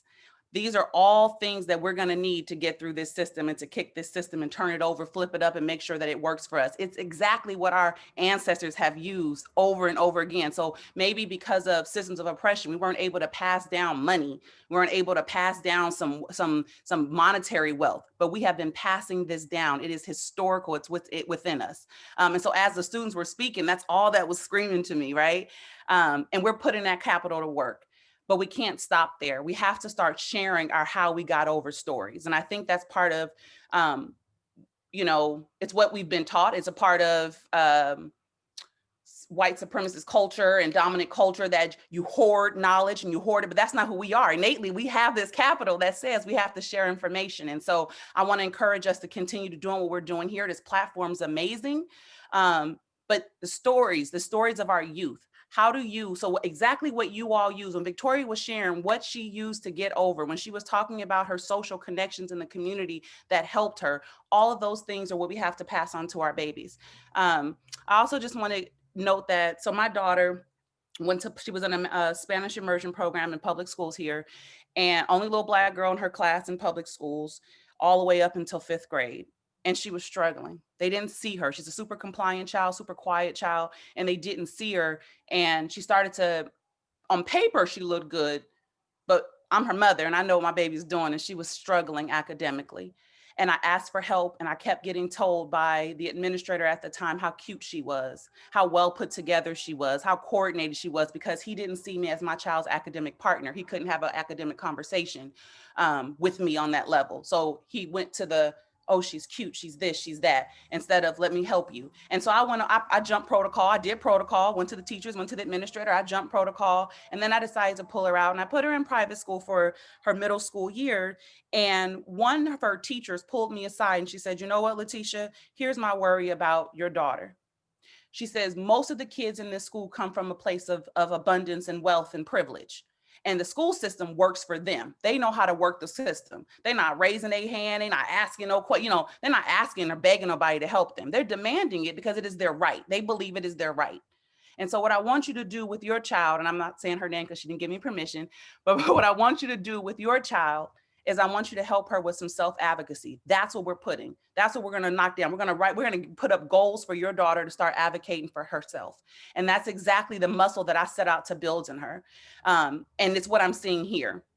I just want to acknowledge that sometimes our advocacy, and including for my daughter, looks like defiance. It looks disruptive, and it looks like your teachers, when Mimi was speaking and she was saying how when she was speaking up for herself, how they were coming after her, when Siobhan was talking about, behavior things because she was advocating for herself. I want to remind us that all of us loudmouth, smart mouth, incredibly bold, melanated folks, we are presidential. I want us to look at the White House, the mayors, our representatives, and our senators who are running things, remind you that there's nothing wrong with advocating for yourself, even if it doesn't fit into the confines of what they tell you, how you have to present it. And then the last thing I wanted to just acknowledge, you asked what we were doing. What are we doing in the district or in our personalized community advocates and people? What are we doing to help our students to fight some of the things that they're battling? And for the African American Parent Advisory Council, it is a parent-led organization. It is a place for families of Black children to come together to tell their stories, to hear their experiences, what's happening, what's going on with you. Because the truth is, we as families, I'm a mother, and it is hard. I'm trying to figure out how to be her first teacher, how to be her nurturer, how to be her advocate, and then just how to be human, how to breathe, how to take a moment for me. And it is hard. And so I just want to, so the APAC is a place where we come together. It's a social space. You can come together, you share those experiences, you know that you're not doing it alone.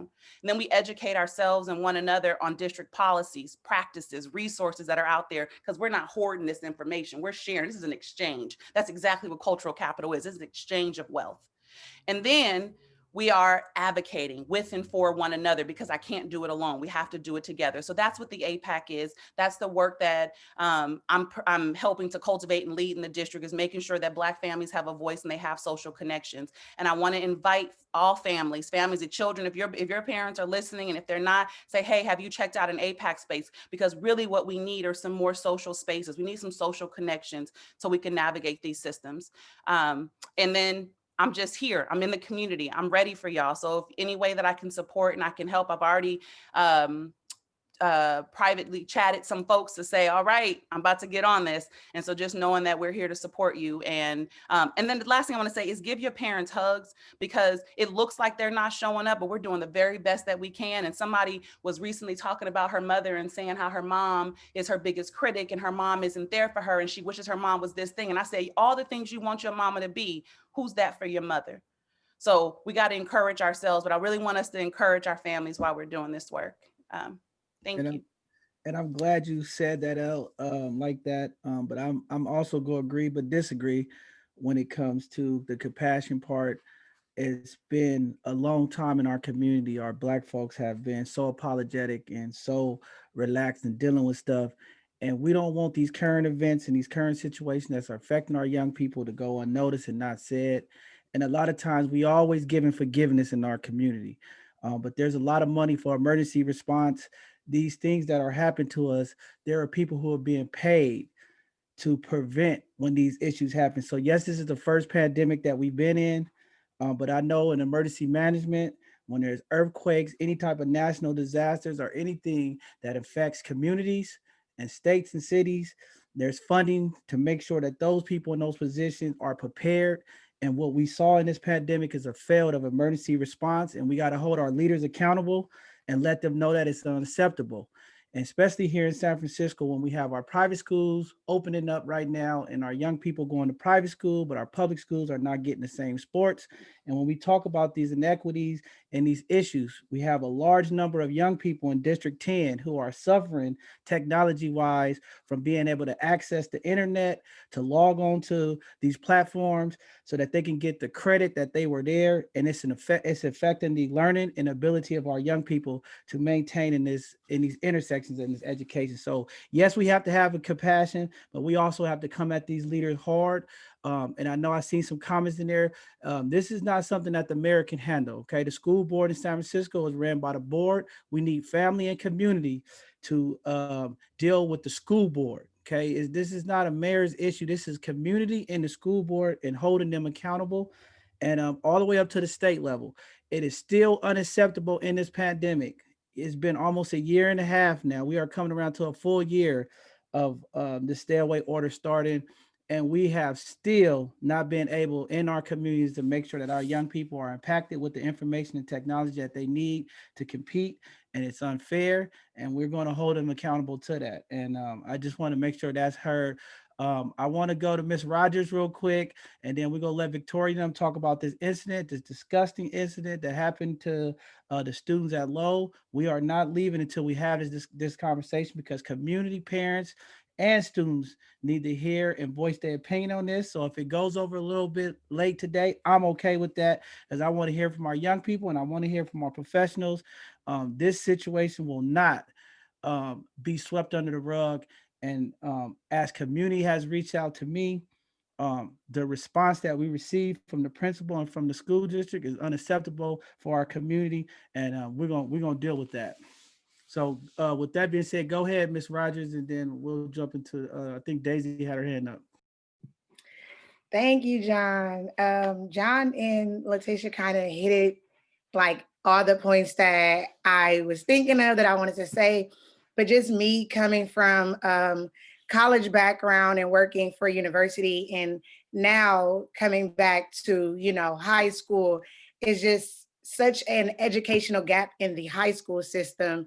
And when I was there, I noticed it, but now that I am an adult and I'm looking at it at a different angle, the fact that it's still going on is like troubling. And me working with my seniors, a lot of my seniors are honor students. So when they're coming to me saying that their counselor and their teacher is not responding to them, and they're trying to figure out what was wrong with their work and why did they get the grade that they got, it's hard when you actually read their work and you know that it's an A, like hands down, but they're feeding them all of this homework, but no help, no support.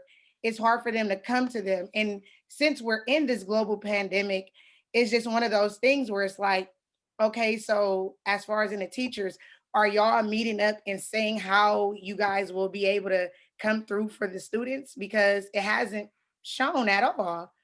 And a lot of like, we don't have the background in these particular subjects where we know what you're really teaching them, and it's hard to like help them when we don't know what the teacher is looking for and they're not really providing the student with a lot of clarity. So it's one of those things where it's like, how can we fix this?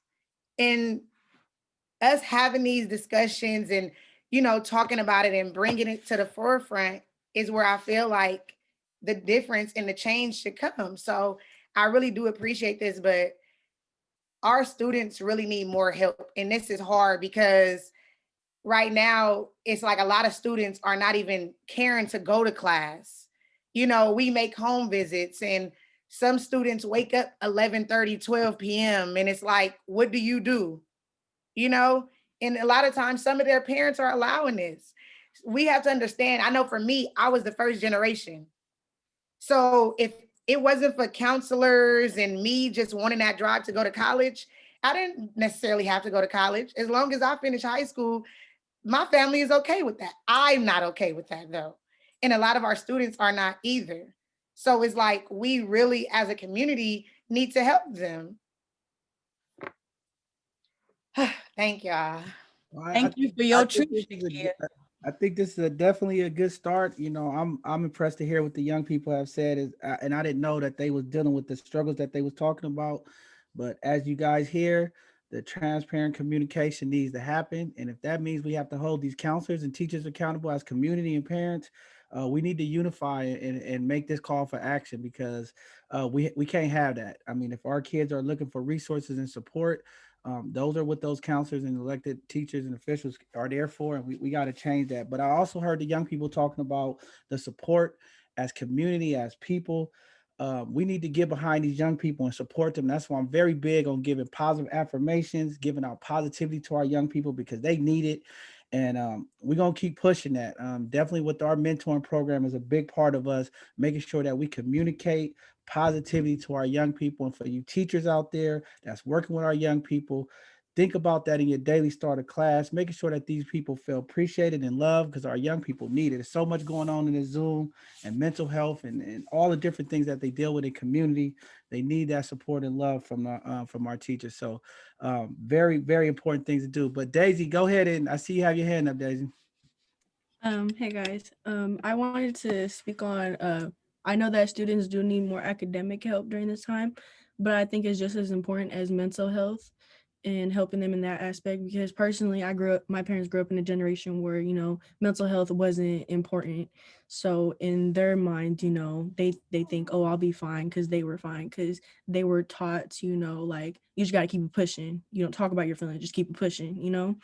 And I think Javier's idea of, having that, students where they go and express themselves with, poetry. I love poetry. That is how I speak my piece. That is how I speak all my traumas.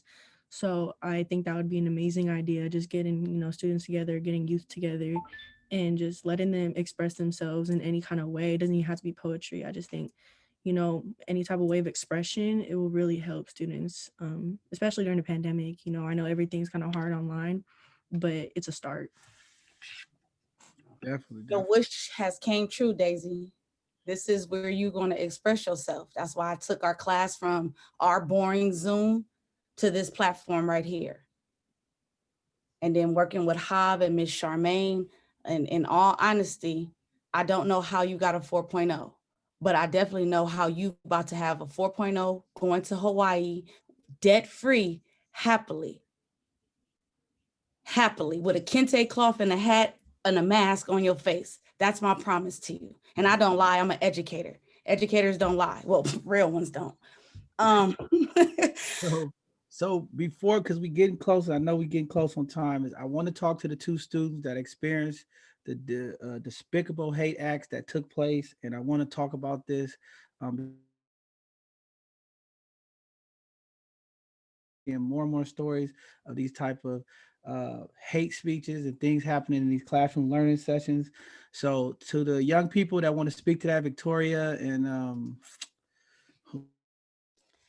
I'll kick you off, John. So Siobhan had to jump off because she has various meetings with the NAACP, the Lowell alumni. Thank you, APAC, and everybody that's going to support her tomorrow. Appreciate it. Yvette is an alumni of Lowell. Yvette, can you tell us the historical element? And then Victoria, can you tell us what has transpired? And then anybody who works in this district knows that this is a unique school and not a new situation. So Yvette, go ahead.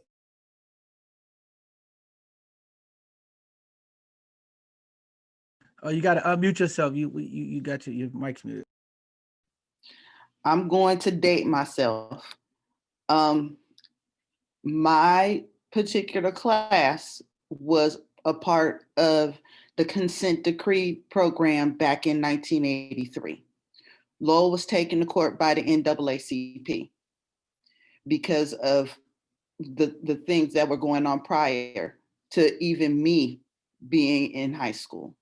Um, they that particular class of 1987, was the largest class that had African American students admitted into Lowell. The graduating classes at that time were about 700 to 750 students. 50 of them were African American the year that the year that I came in. We were met along with other students, students I went to middle school with, students I went to elementary school with that were African American, when we all were on campus together. I guess during that time we developed a social network. The older ones gave us, information about teachers and who to take, who not to take.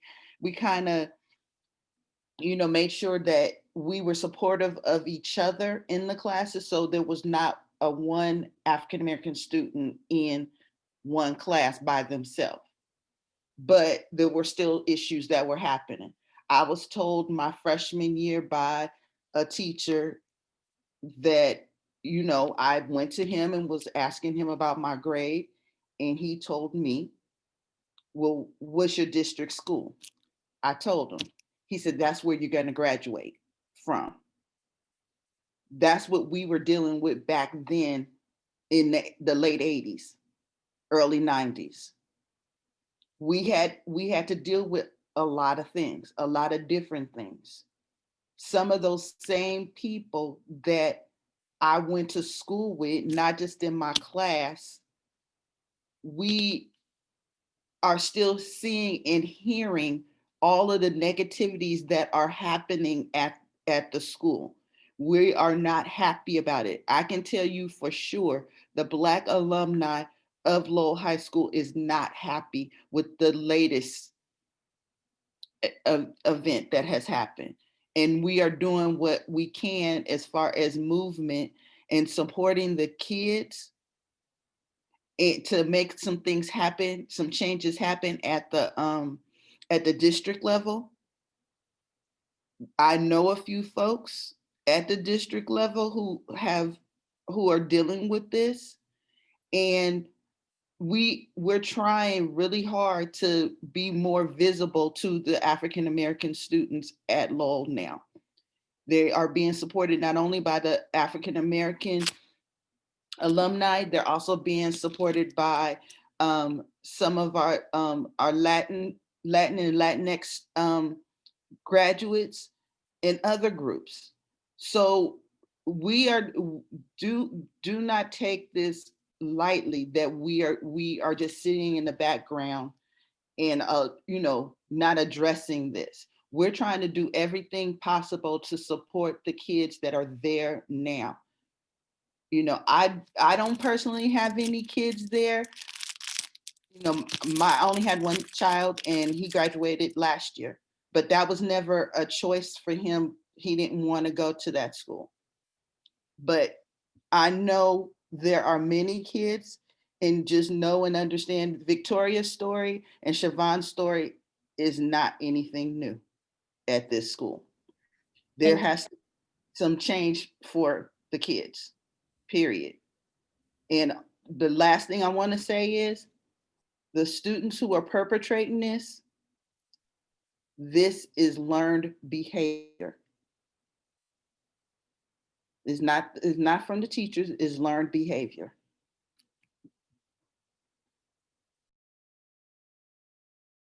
Thank you, Yvette. Victoria? Hi. So I'll go ahead and I'll kind of finish it out. But from my experience at Lowell, I would say it's a culmination of years of hatred, silence, and racial injustice. And I use those words because a culture has been created where these type of actions are okay. It's okay amongst the faculty and staff. It's okay amongst the student body. And, if people are okay with this and they're going to keep completing these actions, no one is really going to feel comfortable in speaking up about it.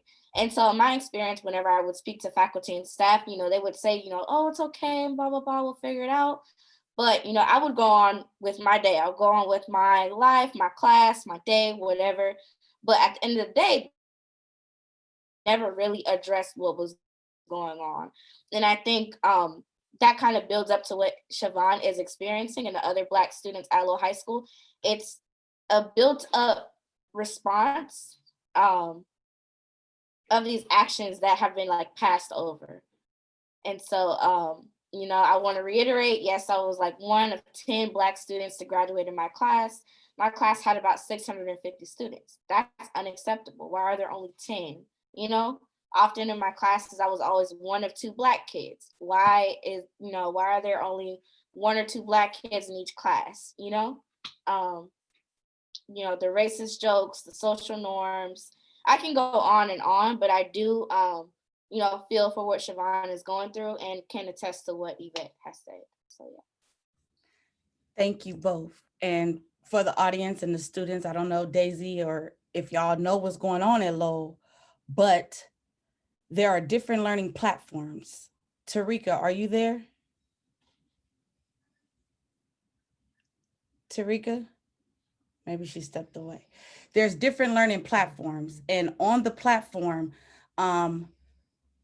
racist words were displayed during a homeroom during an anti-racist lesson. And in the midst of doing that, a student caught the error. And, I was an educator, and this new pandemic, there's security measures that needed to be taken.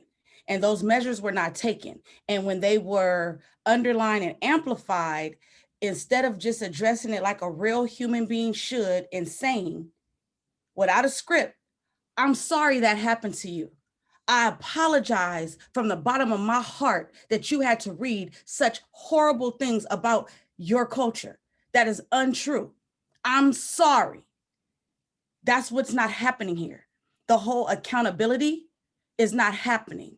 And me as a national educator, I took it to the board.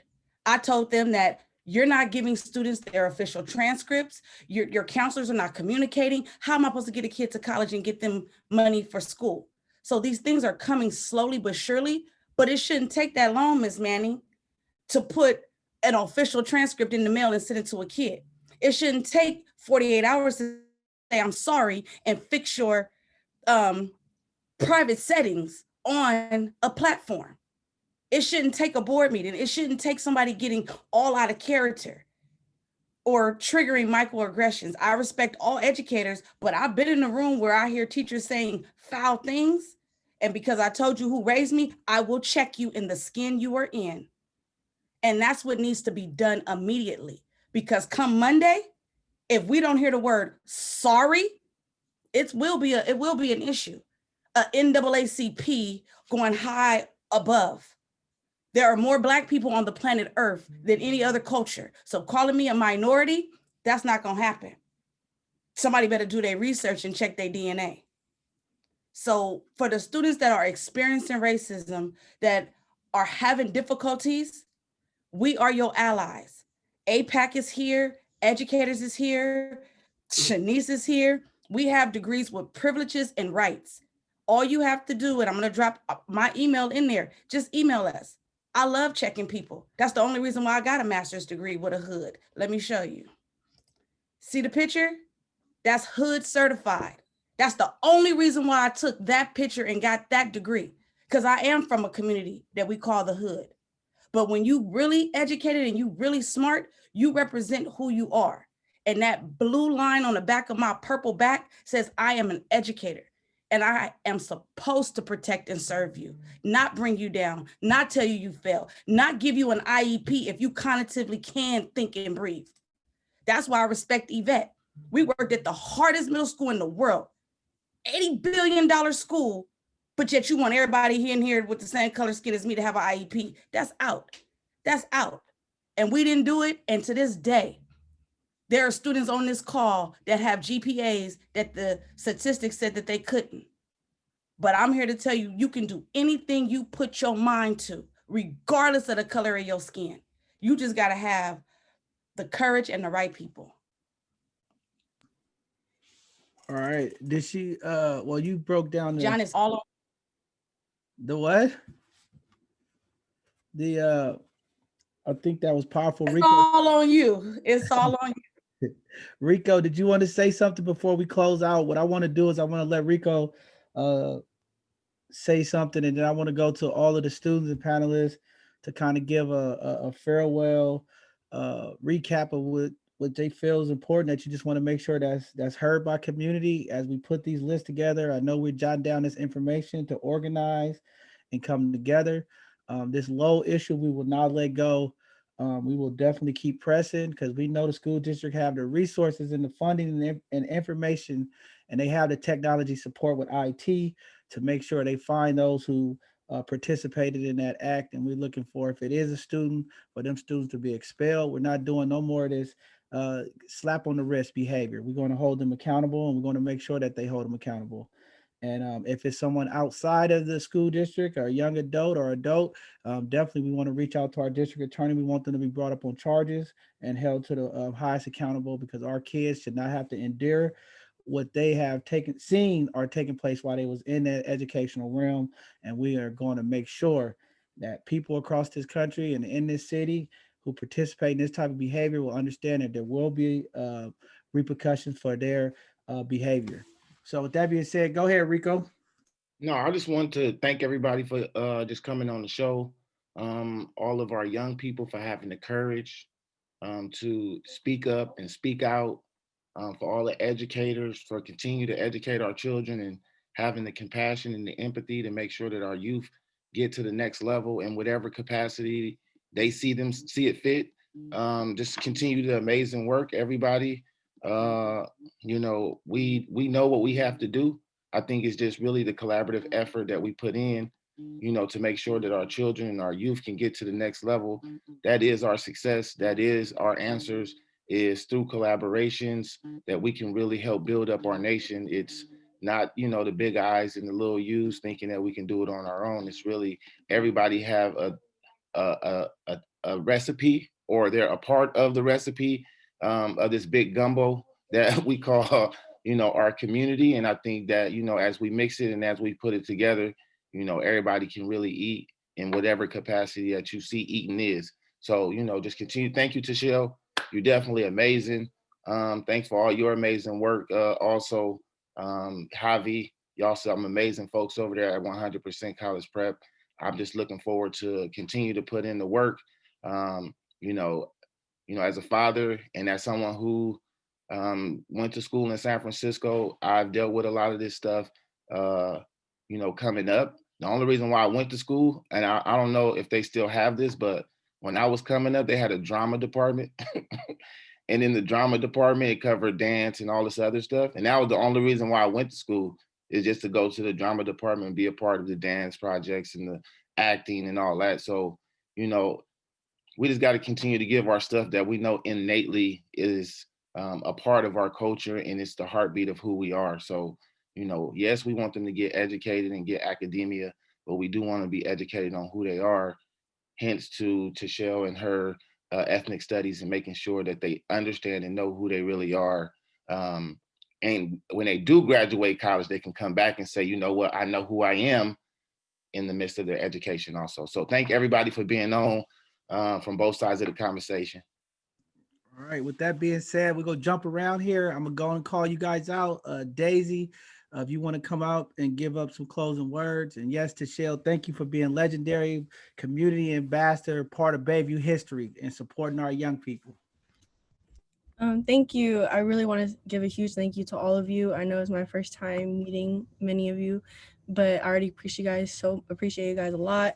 I want to give a really big thanks to my mentors. They've helped me throughout this pandemic, emotionally, academically, and I can't thank them enough. So thank you all so much, and I hope we get to talk like this soon. All right. Marisha Robinson, do you want to say any closing words?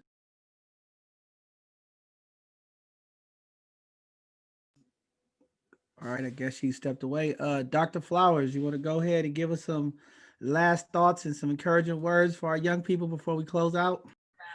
I'm sorry, I was just writing you a message. But I just want to thank you all for your bravery, for your courageousness, for speaking out, for even knowing that you had to do something, as Leticia said, knowing that you had to do something.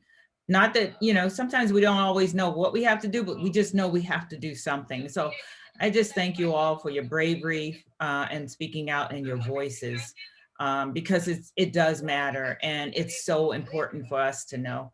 So I'm going to try and do everything I can from the university so that the university knows what's happening to you. And hopefully we can come together and we can do something. So even if it's with something with Tashelle and a smaller group, but Tashelle and Shanice and some others, but maybe we'll come together. We'll try and do something to come together and do something. I want to thank Rico and John and Danielle. I want to thank you all for just having both sides of the conversation. I am so excited about this platform. I'm so excited for you. I'm just so happy that you decided to do something about it. And this is what you came up with. So I'm happy for you. All of these things are the works we do for social justice. And this is what we have to do, even if it's one person at a time doing whatever they can do. So I just thank y'all for this platform. And I'm just going to encourage you to keep it up, keep it going. This is the way that we get heard, and this is the way we're going to have to make a difference. So thank you. Thank you all for your voices. Thank you all. Thank you, Dr. Flowers, for those kind words. That's what we're trying to do here at both sides of the conversation, is keep the conversation going so that we can break down these stigmas, these taboo conversations, and make sure that we impact our community all the way around with, and it all happens through communication and education. So thank you again for being a part of this, and looking forward to some of the upcoming conversations that we're going to have. This is not it. This is just the start of what we're trying to do, and we're going to make sure that these young people voices are being heard, and the people responsible for these things that is impacting our young people held accountable. We're going to keep pushing until that happens. So I see Ms. Robinson came back up. You want to go ahead and give your final last words? Thank you for inviting me to participate in this conversation. I look forward to, sorry, y'all hear my littles in the back. I forgot to mention, I am a mom of 5. I have two in college, one recent grad from San Francisco Unified. This is my other little one, a first grader. She recognizes some faces. But I just want to say that I'm excited for the continued conversations, and that little hill on that little school on the hill, the one that is a village, that's where I live at, that's where I reside at. So if you guys ever need anything, always go there. And I'm here. I also sit as a parent leader for the African American Parent Advisory Council. So I'm West Side connected all over, and I'm fighting for these babies. The youth, thank you for speaking out and being examples for them littles you guys just saw. You guys are it. Y'all are the future, and I appreciate y'all. Thank you. All right. Appreciate those kind words. Deontay, Mr. Burton, you can answer Rico question if you want to. I know you didn't get to answer it.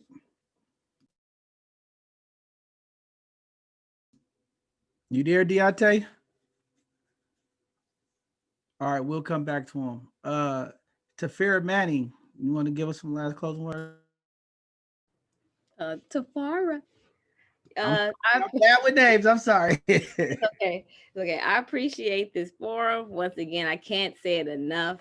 Like you said, keep the conversation going. Right now, we have the community at the table. We have the students and the educators. We need to get the parents at the table. Maybe have one, maybe not record it, but hear what they have to say and figure out how we can support their needs. Because really, we really need to support the family. Sometimes when I'm teaching, I realize, wow, the situation with the students is because we've kind of failed the parents at some point. And I look at myself as an example, how long I had to fight to get my education.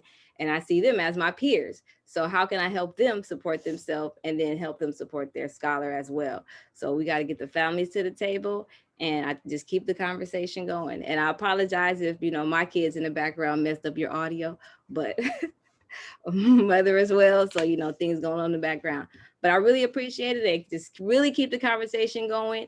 And all those things that you guys are trying to do, I'm here to support you to make it happen with the arts and the sports. I really think that that's what's going to help our students thrive. Thank you. Thank you. Don't worry about it. We all authentic here. If they go join us, it's gonna be real. This is our people, man. We got to do it all. So Tashelle, go ahead. You want to give out your closing words?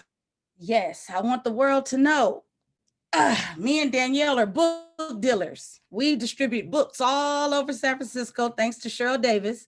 So it was brought up in one of our National Alliance of Black School Educators conferences that the only difference between them kids and my kids is that they didn't have a library. Well, let's sling these books. So that's what we did. So I can honestly say they have books. DCYF gave me computers. They have computers. DJ bought computers. We got computers. Whatever you need, and you can hear my voice in San Francisco, Oakland too, I'm not gonna front, let us know. My email is there. You need crayons, you need color pencils, you need highlighters. What do you need? Tell us, because that's what we're here to do. Some of us are repping a shirt called Baby BSU. It says, "Together we are powerful." We have many sponsors. Both Sides of the Conversation is one of those sponsors. They have a mentee program. How many of y'all need a mentor? John is an awesome mentor. Rico is an awesome mentor. Jermaine is just sitting here waiting for the time and the date. He's ready. We have hubs in our community. Can't tell you where they are. You got to go through certain channels to get there, but there's a hub at 100% College Prep. Jermaine comes every Tuesday and Thursday. Tarika, Moani, y'all are at these hubs. Y'all are very privileged to have this opportunity, because educators who look like me, we truly care. And I get up out my bed, I go across the bridge, and I literally open the doors for y'all to do y'all thing. So please don't feel like no one cares about you, Daisy. Like no one loves you, Jermaine.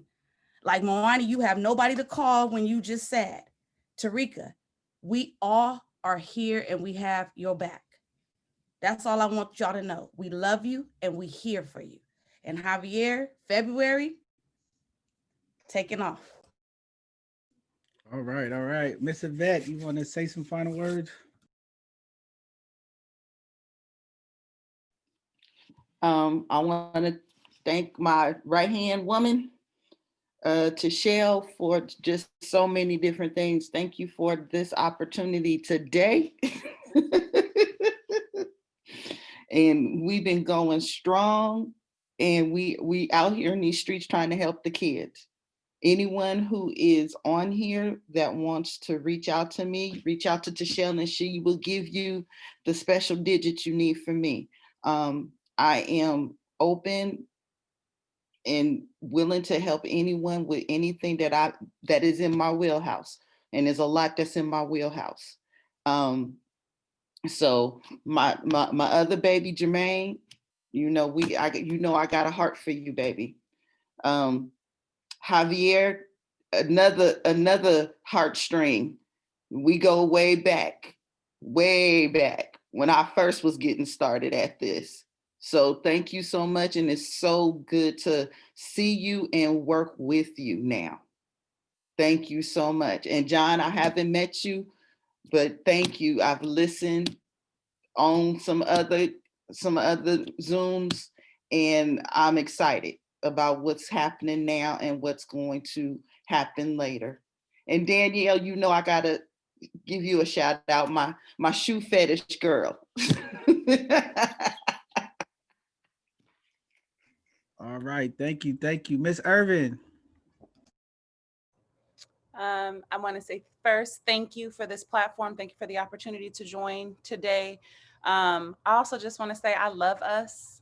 I love all of these faces on here saying we're doing for self, we're creating for self, we're doing for self, and we're going to do it together. So I want to encourage you to keep flexing your capital. Make sure that what you learn, you take it, and you give it to somebody else. That's how we're going to keep each other strong. So really appreciate this. And thank you, Ms. Tichelle, for always making sure that I'm in the loop and that I can be of support and really looking to me for that support. I just appreciate you. I appreciate everybody on this call. And I don't know if you guys heard one of my babies yell. She said, "Hey, TT Hot Stuff." I am here. I'm everybody TT. I'll be it for the children. I'm putting my email in the chat right now. If there's anything that I can do to be of support, of service, a listening ear, your champion, that proxy for you when you need somebody to show up, I'm here. I love you all and I appreciate you. Be well. And remember to take care of yourself. We can't keep taking care of the world and holding the world on our shoulders, and we're not doing something to make sure we're building ourselves up and filling back our vessel back up. So keep taking care of yourself. Yeah, thank you very much. It's very important. Mr. Javier. Yes, thank you again to Tichelle and John for this opportunity, Rico, the crew. I'll leave like this. San Francisco, we build model students, we create model programs, and we create models for our community. And so that's the standard that I look forward to setting in our community.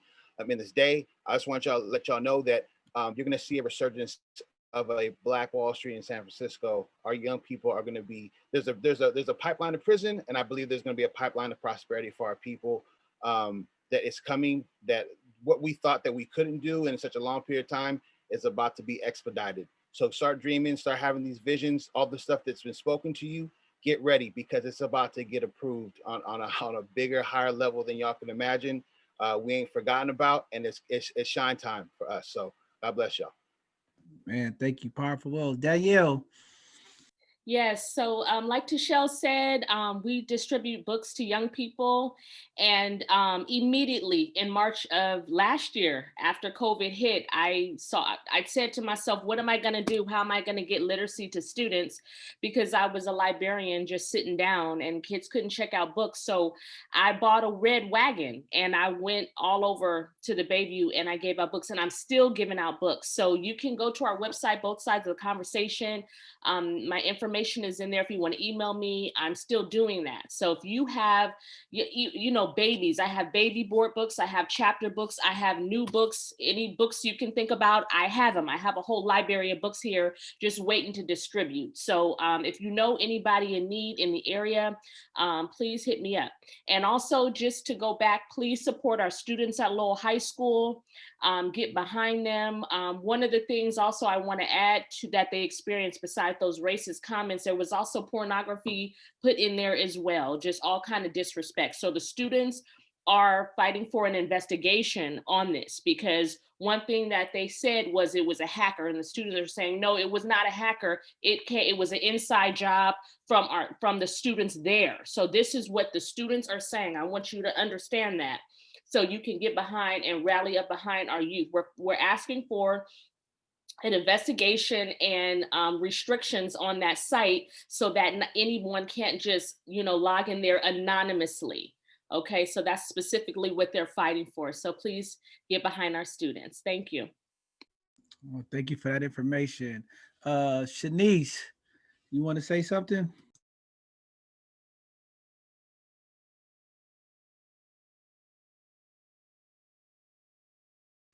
I don't know if Shanice is still there, but she is a SF State college recruiter.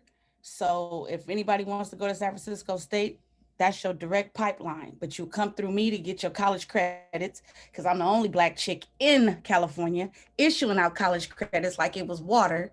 But you got to go through a rigorous academic formation. That's big. You can get college credits like Daisy and go on to college while in high school. And then I alley-oop you to my Steph Curry, which is Shanice Robinson, and we get you through state with 80 grand. If you go to school in San Francisco, it's a SF promise. And then from that is multiple scholarships. You don't have to pay to go to school in Cali. All you have to do is tell me, I want to stay home and go to college. I got you. And that's where Miss Shanice comes in at SF State. All right, great information, resources. Jermaine, the young brother, man. I met this young brother, man. I'm so proud of him, man. Just a young gentleman, your parents should be really proud of you, young man. You know, I got to talk to you, man, and I like what you're doing and keep doing what you're doing, young brother. But you want to give any closing words? Um, I just want to say thank everybody for this opportunity to explain a lot of everybody's truths and seeing everybody that I ain't seen in a cool minute because this pandemic. But I want to give a special shout out to Mr. Shell because she's been like on my neck about everything. You know, she can't stop. She want me to succeed. So I just feel like, you know, being that a lot of kids don't have this, is good to show that, you know, we can support other people no matter at what age you can be. You know, I'm thriving to be a mentor someday, and you know, I'm just giving thanks to everybody for giving me this opportunity. Thank you. Man, thank you very much. You guys see how important it is to have support. When we get behind them and support them, it's harder for them to give up and quit. But with no support, it's so easy to walk away and venture off into other things in our community. And sometimes those things are not good. So let's stay behind our young people and support them. Erica, you want to say anything, Erica? I know you've been waiting down there for a minute. I just want to say thank you. Can see my mother in the background, but I'd like to say thank you for all inviting me. And I had such a great time just listening to everyone's opinions. Thank you. And you have a powerful mom too. God bless her because I've been knowing your mom all my life, and to see the things that you are doing and how you are impacting our youth and the community through your leadership. And you know, the tools that I know your mom instilled in you, just I'm just so proud of you, and watching you develop and doing the things that you're doing. You're going to definitely be a force in this city and across this nation with your dedication and work. So definitely just want to thank you and shout out to your mom, Joffrey, because I know she put the work in. And this is what parenting and love look like. You know, it's just supporting our young people. So thank both of you guys and all your adventures. Just keep doing what you're doing, young sister. So Shanice, are you there? Are you gonna do you have anything? Are you out? I mean, she might be out still. Well, with that being said, we gave her the opportunity. I know she's for the young people in community.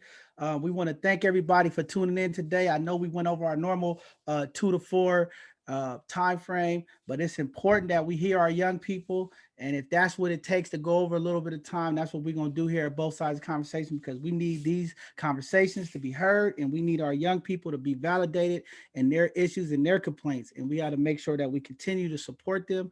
And that's what we will continue to do. So as we close out today, we are looking forward for another amazing week here at Both Sides of the Conversation. This Tuesday, we will have our Hidden Gem segment. Again, for people just joining us and don't know, every Tuesday, we highlight our Black and brown businesses in the community, as well as we highlight our community leaders, teachers, people in the community that's impacting our people in a positive way and helping empower them. That's what our Hidden Gem segment is about. And I know this week we have some young people as well. We're going to continue to praise and highlight our young people in the community, because that's what it's all about. Giving our roses, giving our homage to the people in the community that's doing their things. We don't have to wait for the national news. We don't have to work for our elected official. We as community need to support and highlight individuals and businesses in our community and support them. And that's what we will continue to do this Tuesday on our Hidden Gem segment. And then this Thursday, we're going to jump back into our Educational Thursdays. One thing about Both Sides of the Conversation, we are about education and informing and giving the information to the community as needed. Our Educational Thursday was set up to intentionally impact the community with information that sometimes we necessarily don't get.